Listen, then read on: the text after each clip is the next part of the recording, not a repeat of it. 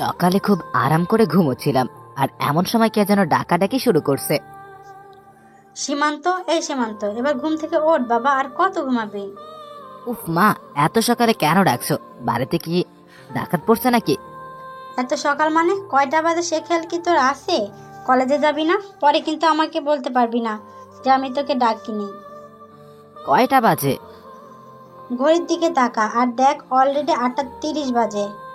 উফ মা, তুমি আরো আগে ডাক দিবা না? দিলা তো লেট করিয়ে। তুমি যাও, আমি আসছি। এখন তো সব আমার দোষ। তাড়াতাড়ি আয়, তোর বাবা তোর জন্য ওয়েট করছে নাস্তার টেবিলে। ওকে মা, তুমি যাও, আমি ফ্রেশ হয়ে আসছি। আমু চলে গেছে, আর আমি ফ্রেশ হতে হতে আপনাদের কাছে পরিচয়টা দিয়েই ফেলি। আমি সীমান্ত, বাবা মায়ের একমাত্র ছেলে, আর আমার একটা ছোট বোন আছে, নাম সারা। আর আমার বাবা হলেন দেশের একজন বড় ব্যবসায়ী। এখন এতটুকুই থাক, বাকিটা আপনারা পরে জানতে পারবেন। তো আপনাদের সাথে পরিচয় দিতে দিতে আমি রেডি হয়ে গেছি। গুড মর্নিং আব্বু। Good morning. তো এত দেরি হলো কেন ঘুম থেকে উঠতে? তোমার জন্য সবাই বসে আছে নাস্তা না করে। সরি আব্বু, আসলে কাল রাতে ক্লাসের কিছু অ্যাসাইনমেন্ট করতে গিয়ে একটু রাত হয়ে যায়, তাই একটু দেরি হয়ে গেছে। It's okay. তা তোমার লেখাপড়া কেমন চলছে? খুব ভালো। ওকে, সবাই নাস্তা করা শুরু করো। সবাই এখন নাস্তা করছি। আম্মু, আমাকে একটা কলা দাও তো। না আম্মু, ওকে আর দিও না। দেখো সারাদিন খেয়ে খেয়ে একটা ছোটখাটো হাতি হয়ে গেছে। কি? আমি হাতি? আমি হাতি হলে তুই কি? তুই একটা জলহস্তি। এই, তোরা আবার কি শুরু করলি? এবার থাম আর চুপচাপ নাস্তা কর। দেখো না, তোমার ছেলে আমাকে হাতি বলে। আরে ও তো তোকে রাগানোর জন্য বলে, তাই কেন বুঝিস না? এবার খাবার খা। আসলে আমার খুব আদরের বোন হলো সারা, খুব ভালোবাসি ওকে। সারাও আমাকে খুব ভালোবাসে, বলতে গেলে আমাকে চোখে হারায়, কিন্তু কেন জানি ওকে রাগাতে খুব ভালো লাগে, তাই একটু আধটু জ্বালাই আর কি। আমার খাওয়া শেষ, আমি গেলাম। যা, তোর জন্য তোর নিধি আপু বাইরে গাড়ি নিয়ে দাঁড়িয়ে আছে। এই রে, কাম সারছে। আবার নিধি আপু, যাকে আমি সবচেয়ে বড় ভয় পাই, আবার তার সাথেই যেতে হবে? কি রে, কি ভাবছিস? না মানে, আমি বাইক নিয়ে চলে যাই। তোমাকে না একদিন বললাম তুমি সব সময় নিধির সাথে কলেজে যাবে, আর একদিন বাইকের কথা বলে বাইক তালা মেরে রেখে দেব, আর নিধি যা বলবে সব শুনবে। এখন যাও, কতক্ষণ ধরে দাঁড়িয়ে আছে মেয়েটা। তোর কিছু ভালো লাগে না? কিছু বলবে নাকি তুমি? না আপু, কিছু বলিনি। আচ্ছা যাও তাহলে। এখন নিধি আপুর সম্পর্কে কিছু বলা দরকার। নিধি আপু আমার বড় চাচার একমাত্র মেয়ে, আর চাচা হলো বর্তমান মেয়র, আর তার আপুকে অনেক আদর করে বড় করেছে। না চাইতেই সবকিছু আপুর হাতে এনে রেখে দিয়েছে, আর আপু যা চায় তা যেভাবেই না কেন তা নিজের করেই ছাড়ে। আর আপুর একটা বড় ভাই আছে, নাম নিশাত, সেও এক জননেতা। আপুর কথা বলতে বলতে চলে এসেছি গাড়ির কাছে, এসে দেখি আপু গাড়ির সাথে হেলান দিয়ে মোবাইল টিপছে। গুড মর্নিং আপু। আপু মারলে কেন? আমি কি করছি? এত দেরি হলো কেন তোর আসতে? আর রাত জেগে কি করিস তুই যে সকালে ঘুম থেকে উঠতে পারিস না? রাতে অ্যাসাইনমেন্ট করছিলাম, তাই একটু দেরি হয়েছে উঠতে। অ্যাসাইনমেন্ট করস না কোনো মেয়ের সাথে চ্যাটিং করস? না আপু, সত্যি বলছি। এই যে দেখো অ্যাসাইনমেন্ট, দেখিয়ে দিলাম, না হলে আবার মারতেও পারে। কোনো বিশ্বাস নেই এই মেয়েকে। আচ্ছা গাড়িতে উঠে বস, আর তোর মোবাইল দে আমাকে। এ নাও আপু মোবাইল, দিয়ে দিলাম, না হলে আবার রেগে যাবে। আমি চুপচাপ আপুর সাথে সামনে সিটে বসে আছি, আর আপু এক হাতে গাড়ি ড্রাইভ করছে আর অন্য হাতে মোবাইলে কি যেন চেক করতেছে। আপু এইভাবে গাড়ি চালালে অ্যাক্সিডেন্ট করবে তো। চুপচাপ বসে থাক, কিছু হবে না। কি আর করার, চুপচাপ বসে আছি। কিছুক্ষণ পর আপু মোবাইলটা আমাকে দিয়ে দিল আর বলল, কোনো মেয়ের সাথে ভুলেও কথা বলবি না, আর মোবাইলও চ্যাটিং করবি না। আর আমার কথা যদি না শুনিস তাহলে তোর খবর আছে বলে দিলাম। না আপু, আমি তো এমনি মেয়েদের কাছ থেকে দূরেই আছি। তাই যেন মনে থাকে। কিছুক্ষণ পর আমরা কলেজে চলে আসছি। আমি যখন গাড়ি থেকে নামতে যাব, ঠিক তখনই আপু আমার হাত ধরে কাছে টেনে নিয়ে দুই গালে দুটা কিস করে দিল। আমি অবাক হয়ে আপুকে বললাম, আপু এটা কি করলা? তখন তোকে মারছি আর এখন আদর করে দিলাম। এখন চুপচাপ ক্লাসে যা, আর কোনো মেয়ের দিকে তাকাবি না বলে দিলাম। আমার রাগ সম্পর্কে তুই খুব ভালো জানিস, এখন যা।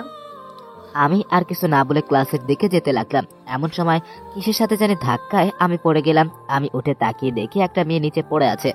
তার মানে মেয়েটার সাথে আমার ধাক্কা লেগেছে। তাই আমি মেয়ে হাতে ধরে টেনে উঠালাম আর তার বইগুলো মাটি থেকে তুলে দিলাম। আই এম সো সরি, আসলে আমি দেখতে পাইনি। সরি বলতে হবে, আমিও আপনাকে দেখিনি। আমি যখন মেয়েটার সাথে কথা বলছিলাম তখন পিছনে তাকিয়ে দেখি নিধি আপু এদিকেই আসছে, আর আপুর চোখ মুখ একদম রাগে লাল হয়েছিল। আপু আমার কাছে এসেই ঠাস ঠাস করে মেয়েটাকে দুটো চড় মারলো আর বলতে লাগলো, তোর সাহস কি করা হয় সীমান্তকে ধাক্কা মেরে ফেলে দেওয়ার? আমি ইচ্ছে করে ওনাকে ধাক্কা মারিনি, বিশ্বাস করুন। গালে হাত দিয়ে বললো আর চোখ দিয়ে পানি পড়ছে মেয়েটার। তোকে যদি কোনোদিন ওর আশেপাশে দেখি তাহলে তোর কি অবস্থা করব তা তুই কল্পনা করতে পারবি না। এখন চুপচাপ চলে যা। আপুর এই কথা শুনে মেয়েটা মাথা নিচু করে চলে গেল। আর মেয়েটাকে দেখে মনে হয় নতুন, কারণ আগে কখনো কলেজে দেখিনি। এবার আপু আমাকে বলল, মেয়ে মানুষ দেখলেই তোর কথা বলতে মন চাই, চল আমার সাথে আজ, তোকে মজা দেখাবো। এই কথা বলে আপু আমাকে হাত ধরে টানতে টানতে একটা খালি ক্লাসরুমে নিয়ে গেল আর ভিতর থেকে দরজা লক করে দিল। আর আমাকে বলল, এখন বল ওই মেয়ের সাথে কেন কথা বললি? কথা বলিনি তো, আমি তো জাস্ট সরি বললাম ওনাকে, আর কিচ্ছু বলিনি। সরি বলার সময় কি এত হেসে হেসে সরি বলতে হয় নাকি? আর সরি বলতে এত সময় লাগে? তুই কি আমাকে শেখাস? আপু বিশ্বাস করো, আমি শুধু সরি বলেছি। শুনে রাখ, তোকে আমি আগেও বলেছি আর এখনো বলছি, তোকে যাতে কোনো মেয়ের সাথে না দেখি। যদি আবার দেখি তাহলে আমার চেয়ে খারাপ আর কেউ হবে না বলে দিলাম। এখন তুই ক্লাসে গিয়ে বসে থাক আর কোনো মেয়ের দিকে তাকাবি না। আর টিফিন টাইমে ক্যান্টিনে আসবি, আমি অপেক্ষা করব। ঠিক আছে বলে ওইখান থেকে চলে আসলাম। আর হ্যাঁ, আপনাদের বলতে ভুলে গেছি, নিধি আপু এবার অনার্স দ্বিতীয় বর্ষে পড়ে ইংরেজির মাধ্যমে। আর আপু দেখতে অসম্ভব সুন্দর। কলেজ আর ভার্সিটির সব ছেলেরা আপুর জন্য পাগল, কিন্তু কেউ কিছু বলতে সাহস পায় না। দু একজন সাহস করে বলেছিল তাদের অবস্থা আপু এত খারাপ করেছিল যে এরপর থেকে আর কেউ তার ধারে কাছেও আসে না, যতটুকু সম্ভব দূরে থাকে। আর অন্যান্য কলেজ ভার্সিটিতে নেতাতে করার ছেলেরা আর আমাদের এইখানে করে নিধি আপু, আর তাকে কেউ কিছু বলতেও পারে না। আমি ক্লাসে আসি আর এক এক করে ক্লাস করতে থাকি। কয়েকটা ক্লাস করার পর টিফিন পিরিয়ড চালু হয় আর আমি চুপচাপ ক্লাসে বসে আছি। আপুর কাছে যেতে ইচ্ছে করে না, গেলেই খালি মারে আর ধমকায়, তাই মন চায় না যেতে। চুপচাপ বসে বই পড়ছিলাম, এমন সময় আমার বেস্ট ফ্রেন্ড আতিক আমার কাছে এসে বলল, সীমান্ত তুই এখানে বসে আসিস আর ওইদিকে নিধি আপু তোকে খুঁজতেছে। আমাকে বলেছে তোকে বলতে তাড়াতাড়ি ক্যান্টিনে যেতে, না হলে তোর খবর আছে। যাইতেছি, তুইও চল আমার সাথে। না ভাই, তুই একাই যা। নিধি আপুকে দেখলেই আমার কলেজায় পানি থাকে না। ওকে তুই থাক, আমি চাই। এই বলে চলে আসলাম ক্যান্টিনে। এসে দেখি নিধি আপু আর তার সাথে তার বান্ধবী রুহি আপু, কবিতা আপু আর বৃষ্টি আপু বসে আছে। আমি কেছে যেতেই আপু বলল, কি রে, তোর আসতে এত দেরি হলো কেন? কখন থেকে বসে আছি? না মানে একটু বই পড়তেছিলাম, তাই ছিল না আর কি। আচ্ছা এখন বস, আর কি খাবি অর্ডার কর। আপু আমার না তেমন খিদা নাই, আমি কিছু খাবো না। আমি এই কথা বলতেই আপু আমার দিকে চোখ গরম করে তাকালো। আমি তোকে খাবার অর্ডার করতে বলেছি, বেশি কথা বলবি না বলে দিলাম। আচ্ছা আপনি অর্ডার করুন, আপনি যা বলবেন তাই খাবো। এই তো গুড বয়। তারপর আপু বেশ কিছু খাবার অর্ডার করলো, আমি চুপচাপ খেতে লাগলাম। মাঝে মাঝে খেয়াল করে দেখি আপু খাওয়া বাদ দিয়ে আমার দিকে তাকিয়ে থাকে, আর আমি তাকাতেই মুচকি হেসে চোখটা নামিয়ে নেয়। আমি অল্প কিছু খেয়ে সেখান থেকে চলে আসি। আর আসার সময় আপু বলে ছুটি হলে যেন আমি তার জন্য দিয়ে থাকি, একসাথে বাসায় যাবে। অন্যদিকে নিধি আর তার বান্ধবীরা ক্যান্টিনে বসে গল্প করছিল। এমন সময় নিধির ফ্রেন্ড বৃষ্টি বলে ওঠে, নিধি, তোকে একটা কথা বলি। বল, তার জন্য কি আবার অনুমতি নিতে হবে নাকি? তোর চাচাতো ভাইটা না খুব কিউট, আর ওর চোখগুলো তো আরো সুন্দর। মানে তুই কি বলতে চাস? সোজাসুজি বল, এত নাটক না করে। নিধি, আমি মনে হয় সীমান্তের প্রেমে পড়ে গেছি। কি? পুরোপুরি রেগে নিধি চোখ পুরা লাল হয়ে গেছে। নিধি প্লিজ দোস্ত, কিছু একটা ব্যবস্থা করে দে। আমি জানি ও আমার 2 বছরের জুনিয়র, কিন্তু কি করব, আগে থেকেই ওকে ভালো লাগতো, তাই আজ তোকে বলে দিলাম, একটা ব্যবস্থা করে দে। ও তো তোর চাচাতো ভাই। এই কথা শোনার সাথে সাথে নিধি বসা থেকে দাঁড়িয়ে যায় আর রাগে মাথা আগুনের মতো গরম হয়ে যায়। আর নিধি বৃষ্টিকে বলে, বৃষ্টি, এবার তুই থাম, যা বলার বলছস, আর কিছু বলবি না। আজকের পর যদি আমি তোর মুখ থেকে সীমান্তের নামও শুনি তাহলে আমি ভুলে যাব তুই আমার ফ্রেন্ড, আর তোকে যাতে কোনোদিন সীমান্তের আশেপাশেও না দেখি। যদি দেখি তাহলে আমি কি করব তা আমি নিজেও জানি না। এই কথা নিধি সেখান থেকে চলে যায়। আর বৃষ্টি সহ সবাই ওখানেই বোকার মতো দাঁড়িয়ে থাকে। নিধি অনেক রাগী সবাই জানে, কিন্তু সীমান্তের কথা বলতেই এতটা রেগে যাবে কেউ ভাবেনি। কলেজ ছুটির পর আমি আপুর গাড়ির কাছে দাঁড়িয়েছিলাম। এমন সময় দেখি আপু আসতেছে, কিন্তু আপুর মুখটা কেমন জানি গম্ভীর দেখাচ্ছে, মনে হয় কোনো বিষয় খুব চিন্তায় আছে। আর আপু আমার কাছে এসেই আমাকে বলল, সীমান্ত, তুই আর কোনো সময় বৃষ্টির সাথে কথা বলবি না, এমনকি ওর সামনে কখনো যাবি না, ওর থেকে দূরে থাকবি। কেন আপু? বৃষ্টি আপু আবার কি করলো? উনি তো খুব ভালো। এই কথা বলে মনে হয় খুব বড় ভুল করেছি। আপু দেখে রেগে গেছে। ওই কি বলি তুই? বৃষ্টি খুব ভালো, আর আমি কি তোর কাছে জানতে চাইছি নাকি যে কে ভালো আর কে খারাপ? তুই শুধু ওর সাথে মিশবি না। কিন্তু কেন তা বলবে তো? কেন মিশবি না তা তো জানা লাগবে না, আমি যা বলবো তাই শুনবি। এখন গাড়িতে বস। আমি আর কিছুই বললাম না, কারণ আপু একবার যা বলবে তাই শুনতে হবে, না হলে আবার হিতে বিপরীত হতে পারে। আপু দেখছি গাড়ি চালাচ্ছে আর কি যেন ভাবছে। আমি ভয় কিছু জানতে চাইনি। আর কিছুক্ষণ পরেই আমার বাসায় চলে আসি। যখন আমি গাড়ি থেকে নামছি তখন আপু বলল, শোন, এখন বাসায় গিয়ে রেস্ট নিবি, আর কোথাও যাবি না। আর রাতে আমি কল দেবো, রিসিভ করবি। না ধরলে বাসায় এসে তোর ক্লাস আমি নিব। আচ্ছা আপু ঠিক আছে, আমি কল ধরবো। ওকে, ভিতরে যা। আমি চলে আসলাম। আর আমি যতক্ষণ না ভিতরে যাই ততক্ষণ পর্যন্ত আপু বাইরে গাড়ি নিয়ে দাঁড়িয়ে থাকে। আমি ভিতরে গেলে পরে চলে যাই। আমি বুঝি না আপু আমার প্রতি কেন এত নজরদারি করে। বাসায় আসার পর ফ্রেশ হয়ে আসলাম। আম্মু খাবার দিল, আমি খেয়ে রুমে চলে আসলাম। আর এভাবেই দিন পেরিয়ে রাত হয়ে গেল। রাতে কিছুক্ষণ পরার পর আম্মু খাবার খেতে ডাকে। নিচে গিয়ে দেখি সবাই বসে আছে টেবিলে। আমি গিয়ে সবার সাথে খাওয়া শুরু করলাম। তখন আব্বু বলল, সীমান্ত, আজ ক্লাস ঠিকঠাক মতো করছো? কোনো সমস্যা হয়েছে? না আব্বু, কোনো সমস্যা হয়নি। ওকে, ভালো। কোনো সমস্যা হলে আমাকে সাথে সাথে জানাবে। ঠিক আছে আব্বু। এবার সবার সাথে টুকটাক কথা বলে খাবার খেয়ে রুমে চলে আসলাম। এসে মোবাইলের দিকে তাকিয়ে আমার চোখ চরক গাছ উঠেছে, কারণ আপু আমাকে 10 বার কল দিয়েছিল। তাই আমি সাথে সাথে আপুকে কল ব্যাক করি। আর কল রিসিভ করে ধমক দিয়ে আপু বলল, ওই কোথায় ছিলে এতক্ষণ? আমি তোকে কয়বার কল দিছি, শুনতে পাস নাই? আপু আমি তো খাবার খাইতেছিলাম আর ফোন রুমে ছিল, তাই কল ধরতে পারি নাই। তো মোবাইলটা সাথে নেওয়া যায় না? জানিস কত চিন্তা করতেছিলাম। আরে এত চিন্তার কি আছে আপু? আর তুমি আমাকে নিয়ে এত চিন্তা করো কেন আপু? কেন চিন্তা করি তুই বুঝিস না? কি বললে বুঝি না? আমি সব বুঝি। সত্যি তুই বুঝিস? বলতো কেন এত তোকে নিয়ে চিন্তা করি? কারণ আমি তোমার ছোট ভাই, তাই তুমি এত টেনশন করো আমাকে নিয়ে। কুত্তা, তুই ঘোড়ার ডিম বুঝিস। আর শোন, কালকে আমি ভার্সিটি যাব না, আর তুই কিন্তু বৃষ্টির সাথে কথা বলবি না। যদি বলিস তাহলে কিন্তু খারাপ কিছু হবে বলে দিলাম। আচ্ছা ঠিক আছে, বলবো না। এভাবে কিছুক্ষণ আপুর সাথে কথা বলে ফোন রেখে দিলাম। আর কিছুক্ষণ পড়াশোনা করে ঘুমিয়ে পড়লাম। সকালে আমার ছোট বোন সারা আমাকে ঘুম থেকে ডেকে দিল। তারপর আমি ফ্রেশ হয়ে নাস্তা করে বাইক নিয়ে চলে গেলাম কলেজে। আপু না গেলে আমি বাইক নিয়ে কলেজে যাই, আর আপু গেলে আপুর সাথে গাড়িতে যেতে হয়। কলেজে গিয়ে 2টি ক্লাস করে আমি আর আতিক মাঠের এক কোণায় বসেছিলাম। এমন সময় কোথা থেকে যেন বৃষ্টি আপু আমার কাছে আসলো। তার সাথে আর 2জন মেয়ে ছিল। বৃষ্টি আপু আমাকে বলল, সীমান্ত, এখানে কি করো? কিছু করে না আপু, বসে আছে। কিছু বলবেন? তোমার সাথে কিছু কথা আছে, একটু চলো তো আমার সাথে। আপু একা আসবো? একা আসলে ভালো হয়। ঠিক আছে চলেন। আপুর সাথে আসলাম, কারণ আমি যদি এখন না করি তাহলে আপু কষ্ট পাবে, কারণ আপুর সাথে আরো 2জন মেয়ে ছিল। বৃষ্টি আপু আমাকে নিয়ে আমাদের কলেজের পাশে বাগানের কাছে নিয়ে গেল আর আমাকে বলল, সীমান্ত, তোমাকে আমি কিছু বলতে চাই। বলেন, কি বলবেন? তোমার নিধি আপু তোমাকে কিছু বলে নাই? না, আমাকে কিছু বলে নাই আপু। আসলে আমি তোমাকে এখন যা বলবো জানি না তুমি কি মনে করবে, তবুও বলতে হবে, না হলে আমি আর থাকতে পারবো না। বলেন, আমি কিছু মনে করব না।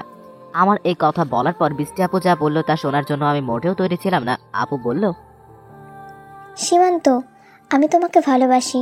I love you Simanta, I love you so much. আরে এই কথা বলার সাথে সাথে আপু আমাকে জড়িয়ে ধরে। আমি তো কিছুক্ষণের জন্য বোকা হয়ে গেলাম, কারণ আমি কখনো ভাবতেও পারিনি যে বৃষ্টি আপু আমাকে এগুলো বলবে। তখন আমি আপুকে বললাম, আপু আপনি এগুলা কি বলছেন? আপনার মাথা ঠিক আছে? আপুর কাছ থেকে নিজেকে সারিয়ে নিয়ে বললাম কথাটা।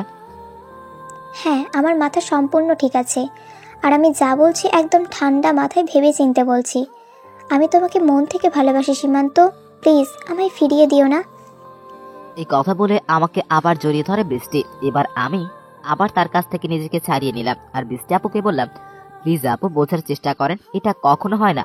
আপনি আমার বড় হন, তাই আপনাকে আমি সবসময় আপুর মতো সম্মান করেছি। আপনাকে আমি ওই ব্যাপারে কখনো ভাবিনি, আর ভাবতেও পারবো না। সরি আপু, আমাকে মাফ করবেন। ভাবনি তো কি হয়েছে, এখন থেকে ভাববে আমাকে নিয়ে। আর আপু কি, আমি কি তোমার নিজের আপন বোন নাকি যে আমার সাথে প্রেম করা যাবে না? প্লিজ আপু, আমাকে জোর করবেন না। আমি পারবো না কোনো সম্পর্কে জড়াতে, আমার এসব ভালো লাগে না। সীমান্ত, তোমাকে আমার অনেক আগে থেকে ভালো লাগতো, আর এই ভালো লাগা এখন বিন্দু বিন্দু জমে ভালোবাসায় পরিণত হয়েছে। আমি তোমাকে অনেক ভালোবাসবো সীমান্ত, কখনো কোনো কষ্ট পেতে দিব না। প্লিজ আমাকে ফিরিয়ে দিও না। আমি আর কিছু না বলে সেখান থেকে চলে আসি।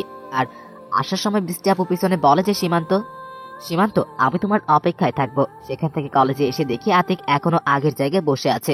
আর আমি যাওয়ার পর আমাকে বলে, কিরে বেটা, কোথায় গিয়েছিলি? বৃষ্টি আপুর সাথে? কোথায় আবার যাব, এই তো সামনে গিয়েছিলাম।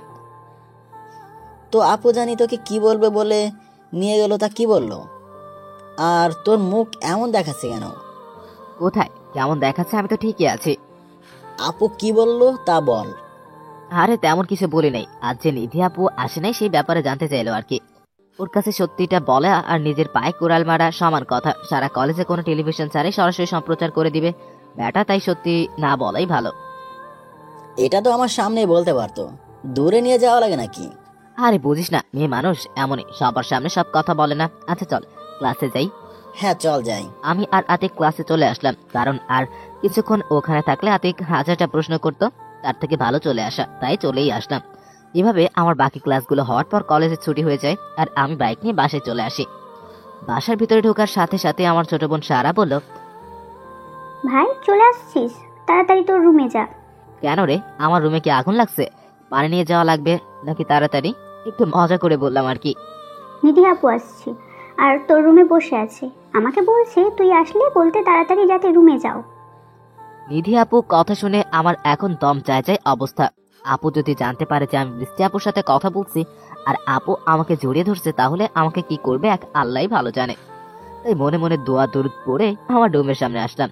এসে দেখে আপু আমার রুমের দেওয়ালে টানানো আমার ছবিটার দিকে তাকিয়ে আছে। আমি বুকে সাহস নিয়ে আপুকে বললাম, আরে আপু, আপনি কখন আসলেন? মুখে একটু হাসির ভাব নিয়ে বললাম, কিন্তু ভয়ে ভিতরটা কুকড়ে যাচ্ছে ভাই। আজ কলেজে কি করছস? মনে মনে যা ভাবলাম তাই হলো। আপু মনে হয় জেনে গেছে, কিন্তু কেমনে জানলো আল্লাহই জানে। আমিও কিছু না জানার ভনিতা করে বললাম, আমি তো কিছু করি নাই আপু, কেন, কি হয়েছে?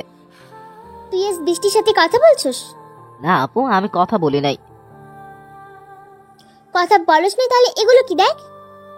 এই কথা বলে আপু তার ফোনটা আমার দিকে এগিয়ে দিল।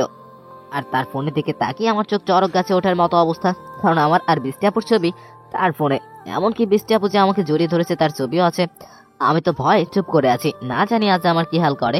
তখন আপু আবার বলল, কি হলো, কথা বল, চুপ করে আছিস কেন? আমি আবার চুপচাপ। কি বলবো ভাই, আমার এখন কলিজার পানি শুকিয়ে মরুভূমি হয়ে গেছে। তখন আপু আবার বলল, তুই কি ভাবছিস আজ আমি তোর সাথে যাইনি বলে তোর কোনো খবর আমি রাখবো না? আমি তোর সব খবর রাখি। আমি তোর সাথে থাকি আর না থাকি, তুই আমার চোখে আড়াল কখনো হতে পারবি না। এখন সত্যি করে বল, বৃষ্টি কেন তোকে জড়িয়ে ধরেছে? না হলে আমি এখন কি করব তুই ভাবতেও পারবি না। আমি নিধি আপুর রাগে ভয়ঙ্কর চেহারা দেখে সব সত্যি কথা বলেই দিলাম।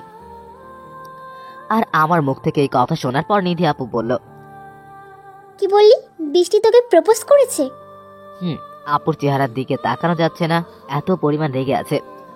তুই কি বলছিস ওকে? আমি না করে দিছি আর বলছি আমি কোনো সম্পর্কে জড়াতে চাই না।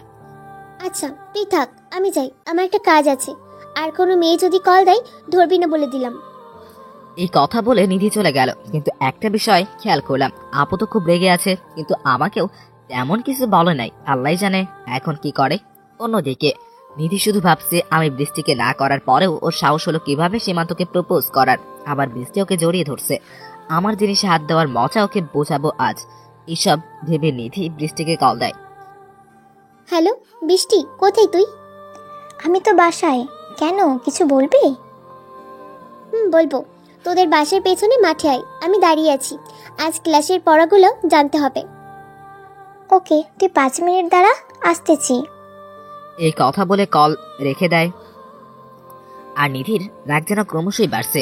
সে কি করবে তা সে নিজেও জানে না। নিধি শুধু জানে সীমান্ত একমাত্র ওর, আর নিধির জিনিসে কেউ হাত দিবে তা সে হতে দিবে না। নিধি এসব ভাবতে ভাবতেই বৃষ্টি চলে আসে, আর এসেই বৃষ্টি বলে, কি রে নিধি, তুই আমার বাসার সামনে চলে এলি?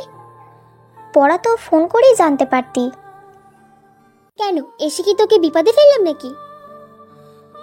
আরে না, বিপদ কেন হতে যাবে? আর তুই কখনো এদিকে আসিস না তো, তাই বললাম আর কি। আচ্ছা, একটা কথা বলবি সত্যি করে?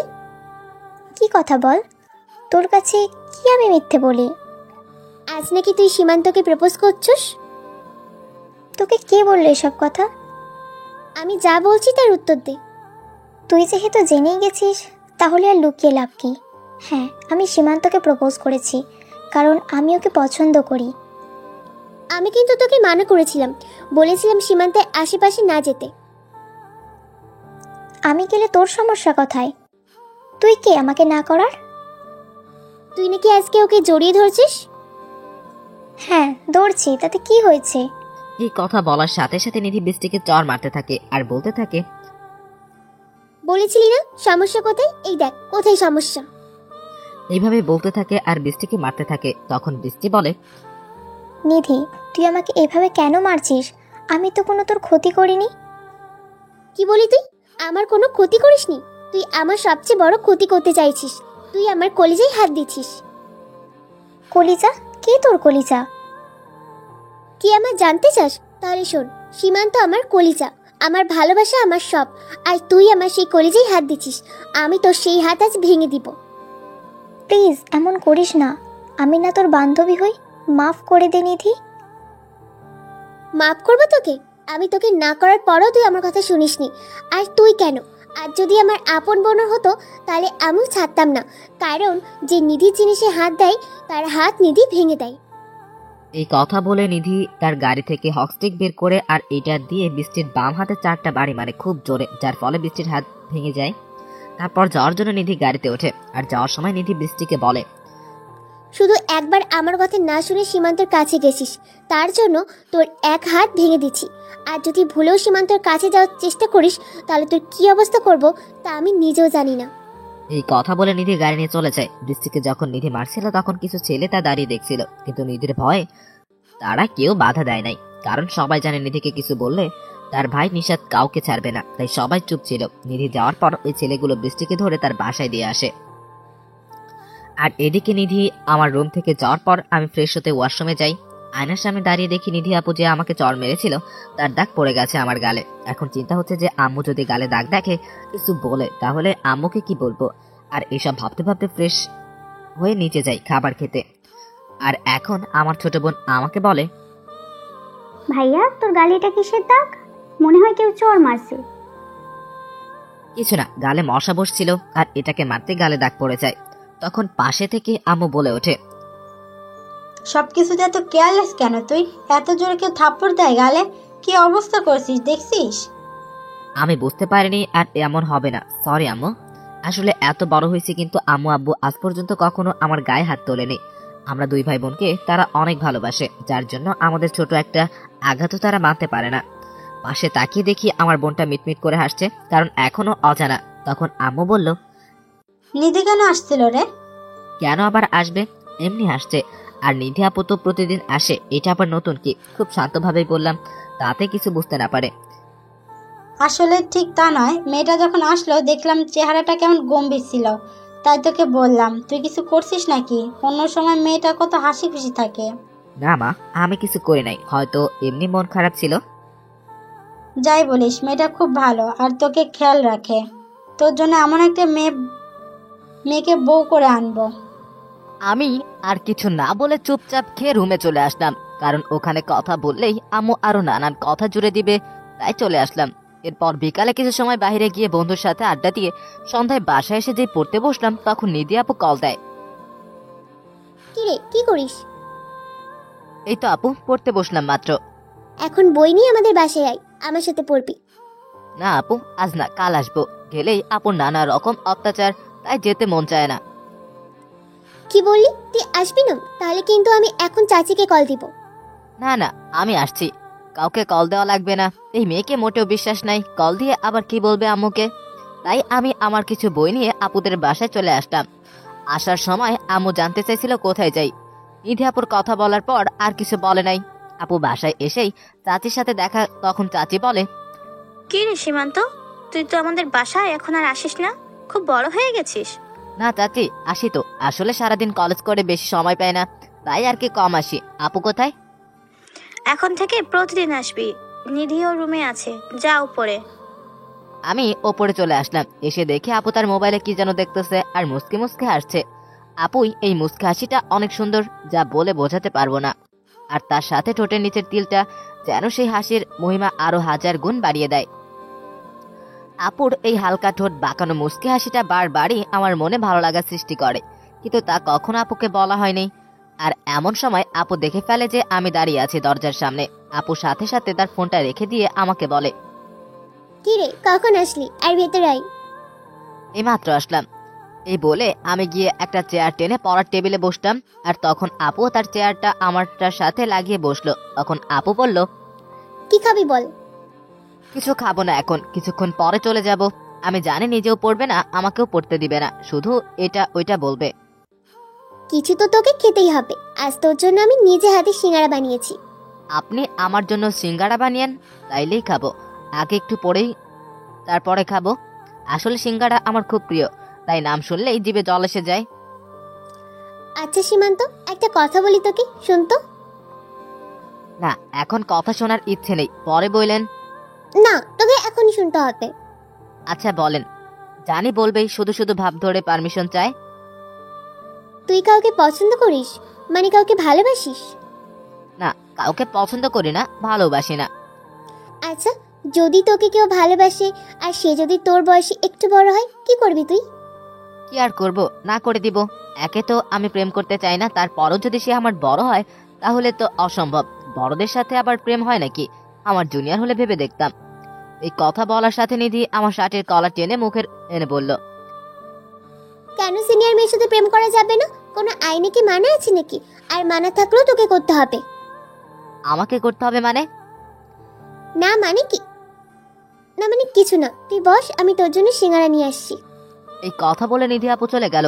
আপু কিছু কথা মাঝে মাঝে আমার মাথার উপর দিয়ে যায়। নিজেই বলে মেয়েদের সাথে না মিশতে, আবার নিজেই বলে সিনিয়র মেয়ের সাথে প্রেম করতে, বুঝি না কিছুই। অন্যদিকে নিধি ভাবছে আমাকে তো তোমায় ভালোবাসতেই হবে মিস্টার সীমান্ত, কারণ তুমি যে আমার ছোট্ট হৃদয়টার ঘর বানিয়ে বসে আছো, তার কি হবে? তুমি শুধু দেখো তোমার মনে এই সিনিয়র মেয়ে কিভাবে জায়গা করে নেয়।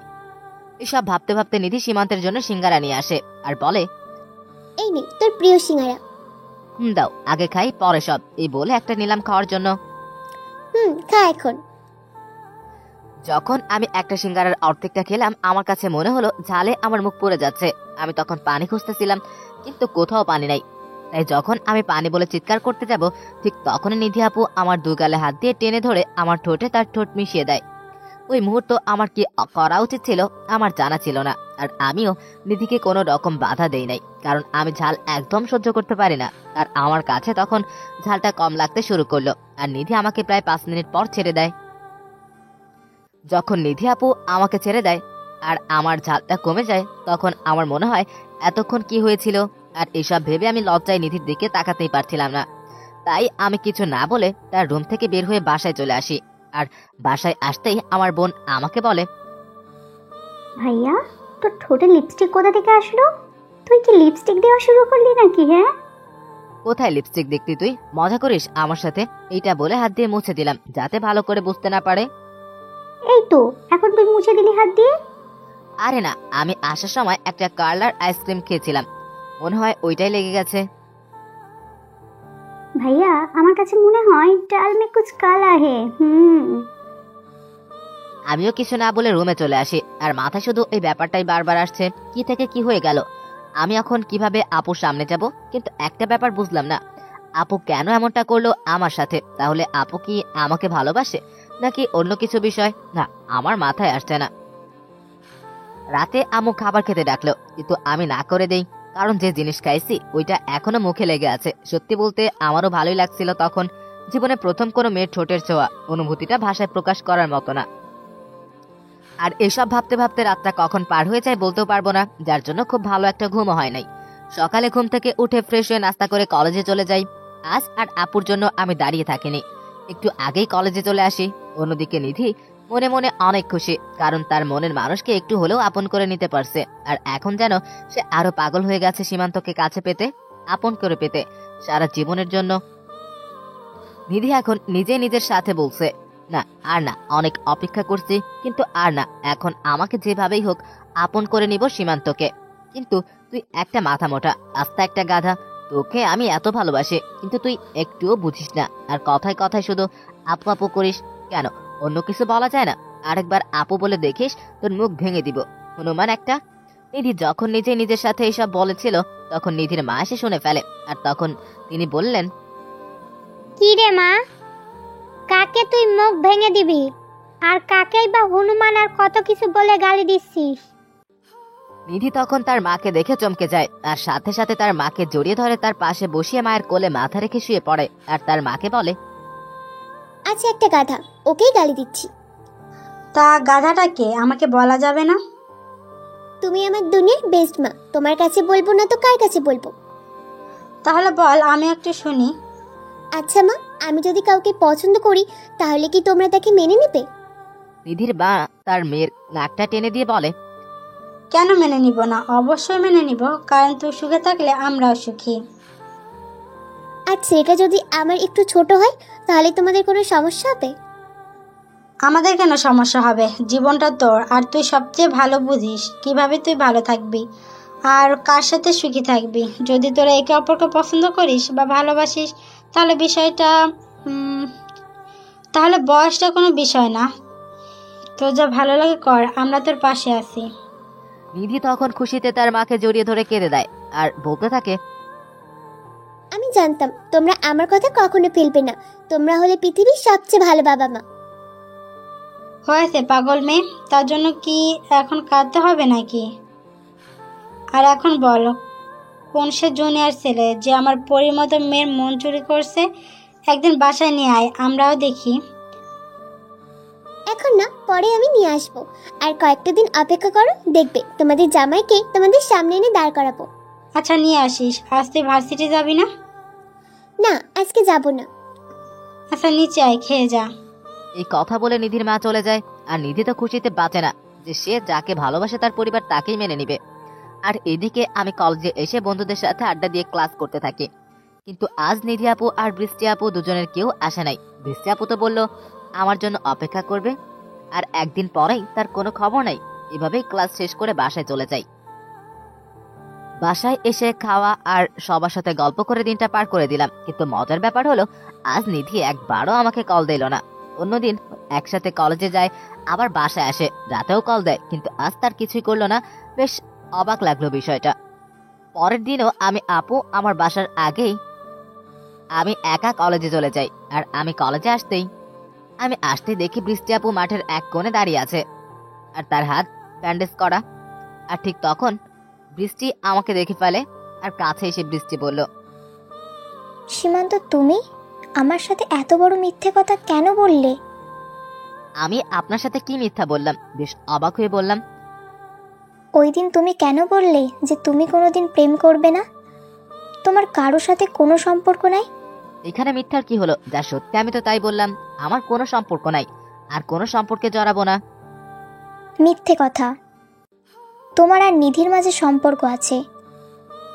আমি তো বৃষ্টির কথা শুনে মনে হয় আকাশ থেকে পড়লাম। এ বলে কি, আমার নাকি সম্পর্ক আছে, তাও আবার ওই গুন্ডি নিধির সাথে। তখন আমি বললাম, কি সব আবল তাবল বলতেছেন আপনি?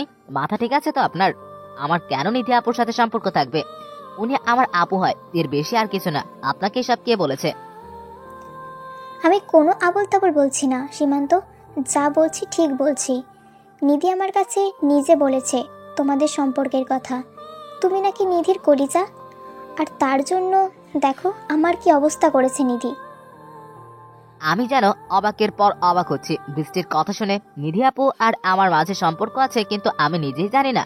আর নিধি আপু নিজে বলেছে এই কথা, কিন্তু এসব কিভাবে সম্ভব? আপু তো কোনো দিনও আমাকে বলে নাই যে আমাকে ভালোবাসে।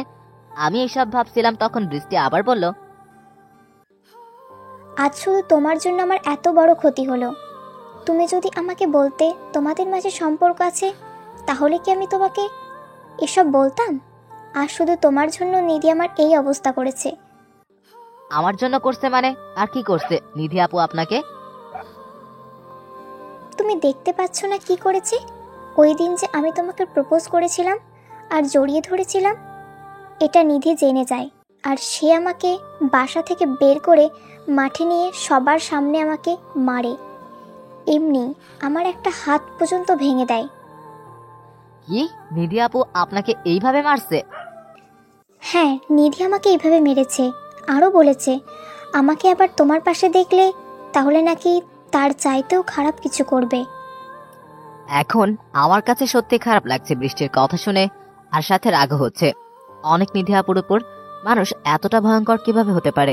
একটা মেয়ে হয়ে আর একটা মেয়েকে এভাবে কেউ মারতে পারে নাকি?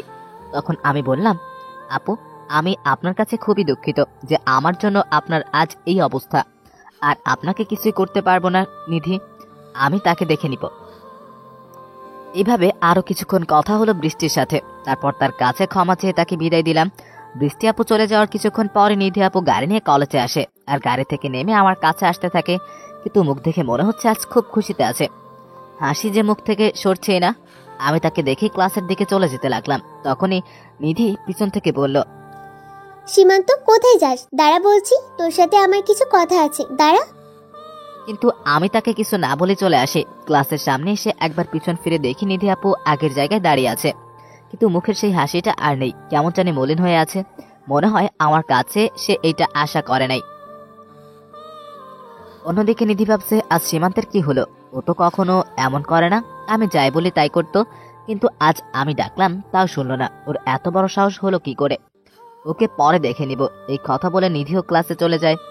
আমি ক্লাসে এসে আর ক্লাস থেকে বাইরে বের হয়নি। নিধি আপু মনে আমাকে অনেক খুঁজতেছে, কিন্তু আমার এখন আর তার সামনে যেতে ইচ্ছা করছে না, তাই ক্লাসে বসে আছি। আর এভাবেই একের পর এক ক্লাস করতে করতে টিফিন টাইম হয়ে যায়। তখন আমার এক ফ্রেন্ড বলে নিধি আপু নাকি আমাকে খুঁজতেছে, তাকে বলছে আমাকে যাতে ক্যান্টিনে যেতে বলি। আমি যাব না বলে চুপচাপ বসে রইলাম। এভাবে প্রায় 10 মিনিট যেতে না যেতেই কোথা থেকে যেন নিধি আপু আমার সামনে এসে দাঁড়ায়, আর তাকে দেখে মনে হচ্ছে খুব রেগে আছে। আমি কিছু বলার আগেই আমার হাত ধরে টেনে ক্যান্টিনে নিয়ে যায় আর বলে, কি রে, কি হয়েছে তোর? সকাল থেকে দেখছি আমার সাথে কথা বলছিস না, আমাকে এড়িয়ে চলছিস। আমি ডাকলাম তাও আমার ডাক কোনো সাড়া দিলি না। কি হয়েছে, সমস্যা কি তোর বল? তাতে আপনার কি? আমি যার সাথে ইচ্ছা কথা বলবো, যার সাথে ইচ্ছা বলবো না। আপনি বলার কি? আমার আপনার সাথে কথা বলার ইচ্ছা নাই, তাই বলি নাই। বুকে অনেক সাহস নিয়ে কথাটা বললাম। জানি না কি হয় যে রাগী মেয়ে। আমার কথা শোনার সাথে সাথে নিধি আপু আমার গলা চেপে ধরলো আর চিৎকার করে বলল, তোর সাহস কি করে হয় আমার সাথে এভাবে কথা বলে? আর কি বলি তুই? যার সাথে ইচ্ছা কথা বলবি? বলে দেখা, তোর মুখ আমি ভেঙে দিব। তুই শুধু আমার সাথে কথা বলবি, আর কারোর সাথে না। আমি আর আপনার কোনো কথাই শুনবো না। আপনি আমার জন্য কেন বৃষ্টি আপুকে মারলেন? তার হাত কেন ভাঙলেন? আজ আপনার জন্য বৃষ্টি আপুর কাছে আমাকে ছোট হতে হয়েছে, কথা শুনতে হয়েছে তার কাছ থেকে। আমি কথাগুলো নিচের দিকে তাকিয়ে বললাম। কথাগুলো বলে আমি আপুর দিকে তাকিয়ে নিচেই ভয় পেয়ে যাই। রাগে আপুর চেহারা আগুনের মতো লাল হয়ে গেছে। তখন আপু বলল, বৃষ্টি তোর কাছে আবার এসেছিল? ওর সাহস হলো কি করে তোর কাছে আসার? তাতে আপনার সমস্যা কোথায়? আমার কাছে বৃষ্টি আপু আসুক আর যেই আসুক, আপনি বাধা দেওয়ার কে? আর বৃষ্টি আপু যদি আমাকে ভালোবাসে তাহলে আপনি কেন এমন করছেন? এই কথাটা বলার সাথে সাথে নিধি আমার মুখ চেপে ধরে আর বলে, আমি ছাড়া তোকে যদি কেউ ভালোবাসার কথা চিন্তা করে, তাকে আমি কি করব তা কেউ কল্পনা করতে পারবে না। তোকে আজ ভেবেছিলাম সবার সামনে সুন্দর করে প্রপোজ করব, কিন্তু তুই আর তা হতে দিলি না। আমি না করার পরও বৃষ্টির সাথে কথা বলছিস, আবার বলিস যে কেউ তোকে ভালোবাসতে পারবে। আর আমি বলার কে? এখন কান খুলে শুনে রাখ, আমি তোকে ভালোবাসি। শুধু ভালোবাসি বলে ভুল হবে, আমার জীবনের চাইতে বেশি ভালোবাসি। তুই শুধু আমার, আর আমার মানে শুধুই আমার। এই কথা বলে নিধি আমাকে খুব শক্ত করে জড়িয়ে ধরে, আর এত শক্ত করে জড়িয়ে ধরে যে আমার শ্বাস নিতেও কষ্ট হচ্ছিল। শরীরে এত শক্তি কোথায় থেকে পায় এই মেয়ে আল্লাহ জানে। তখন আমি খুব কষ্ট করে নিধির কাছ থেকে নিজেকে ছাড়িয়ে বলি, আপু আপনি কি বলেছেন একবার ভেবে দেখেছেন? আপনি আমার আপু হন, আর আমি আপনাকে সেই হিসেবেই সম্মান করি। আমি আপনার কথা মানতে পারবো না। আমি যা বলছি ঠিক বলছি। আমি তোকে ভালোবাসি, এটা আমার শেষ কথা। আমি জানি আমি তোর একটু বড়, কিন্তু তাতে আমার কোনো সমস্যা নেই। আর আমাকে কে কি বললো তাতে আমার কিছু আসে যায় না। আর তোর যদি কোনো সমস্যা থেকেও থাকে তাহলে কিছু করার নেই, নিজেকে সামলে নে। আমি বুড়ি হলেও তোকেই আমাকে বিয়ে করতে হবে। আমি নিধির কথা শুনে বেহুশ হবার অবস্থা। কোনো মানুষ যে এইভাবে একজনকে প্রেম নিবেদন করতে পারে তা নিধিকে না দেখলে বিশ্বাস করতাম না। আর প্রপোজ করা বললে ভুল হবে, ও তো আমাকে রীতিমতো থ্রেট করলো। তখন আমি বললাম, আপু আপনি বোঝার চেষ্টা করেন, এটা কখনো হয় না।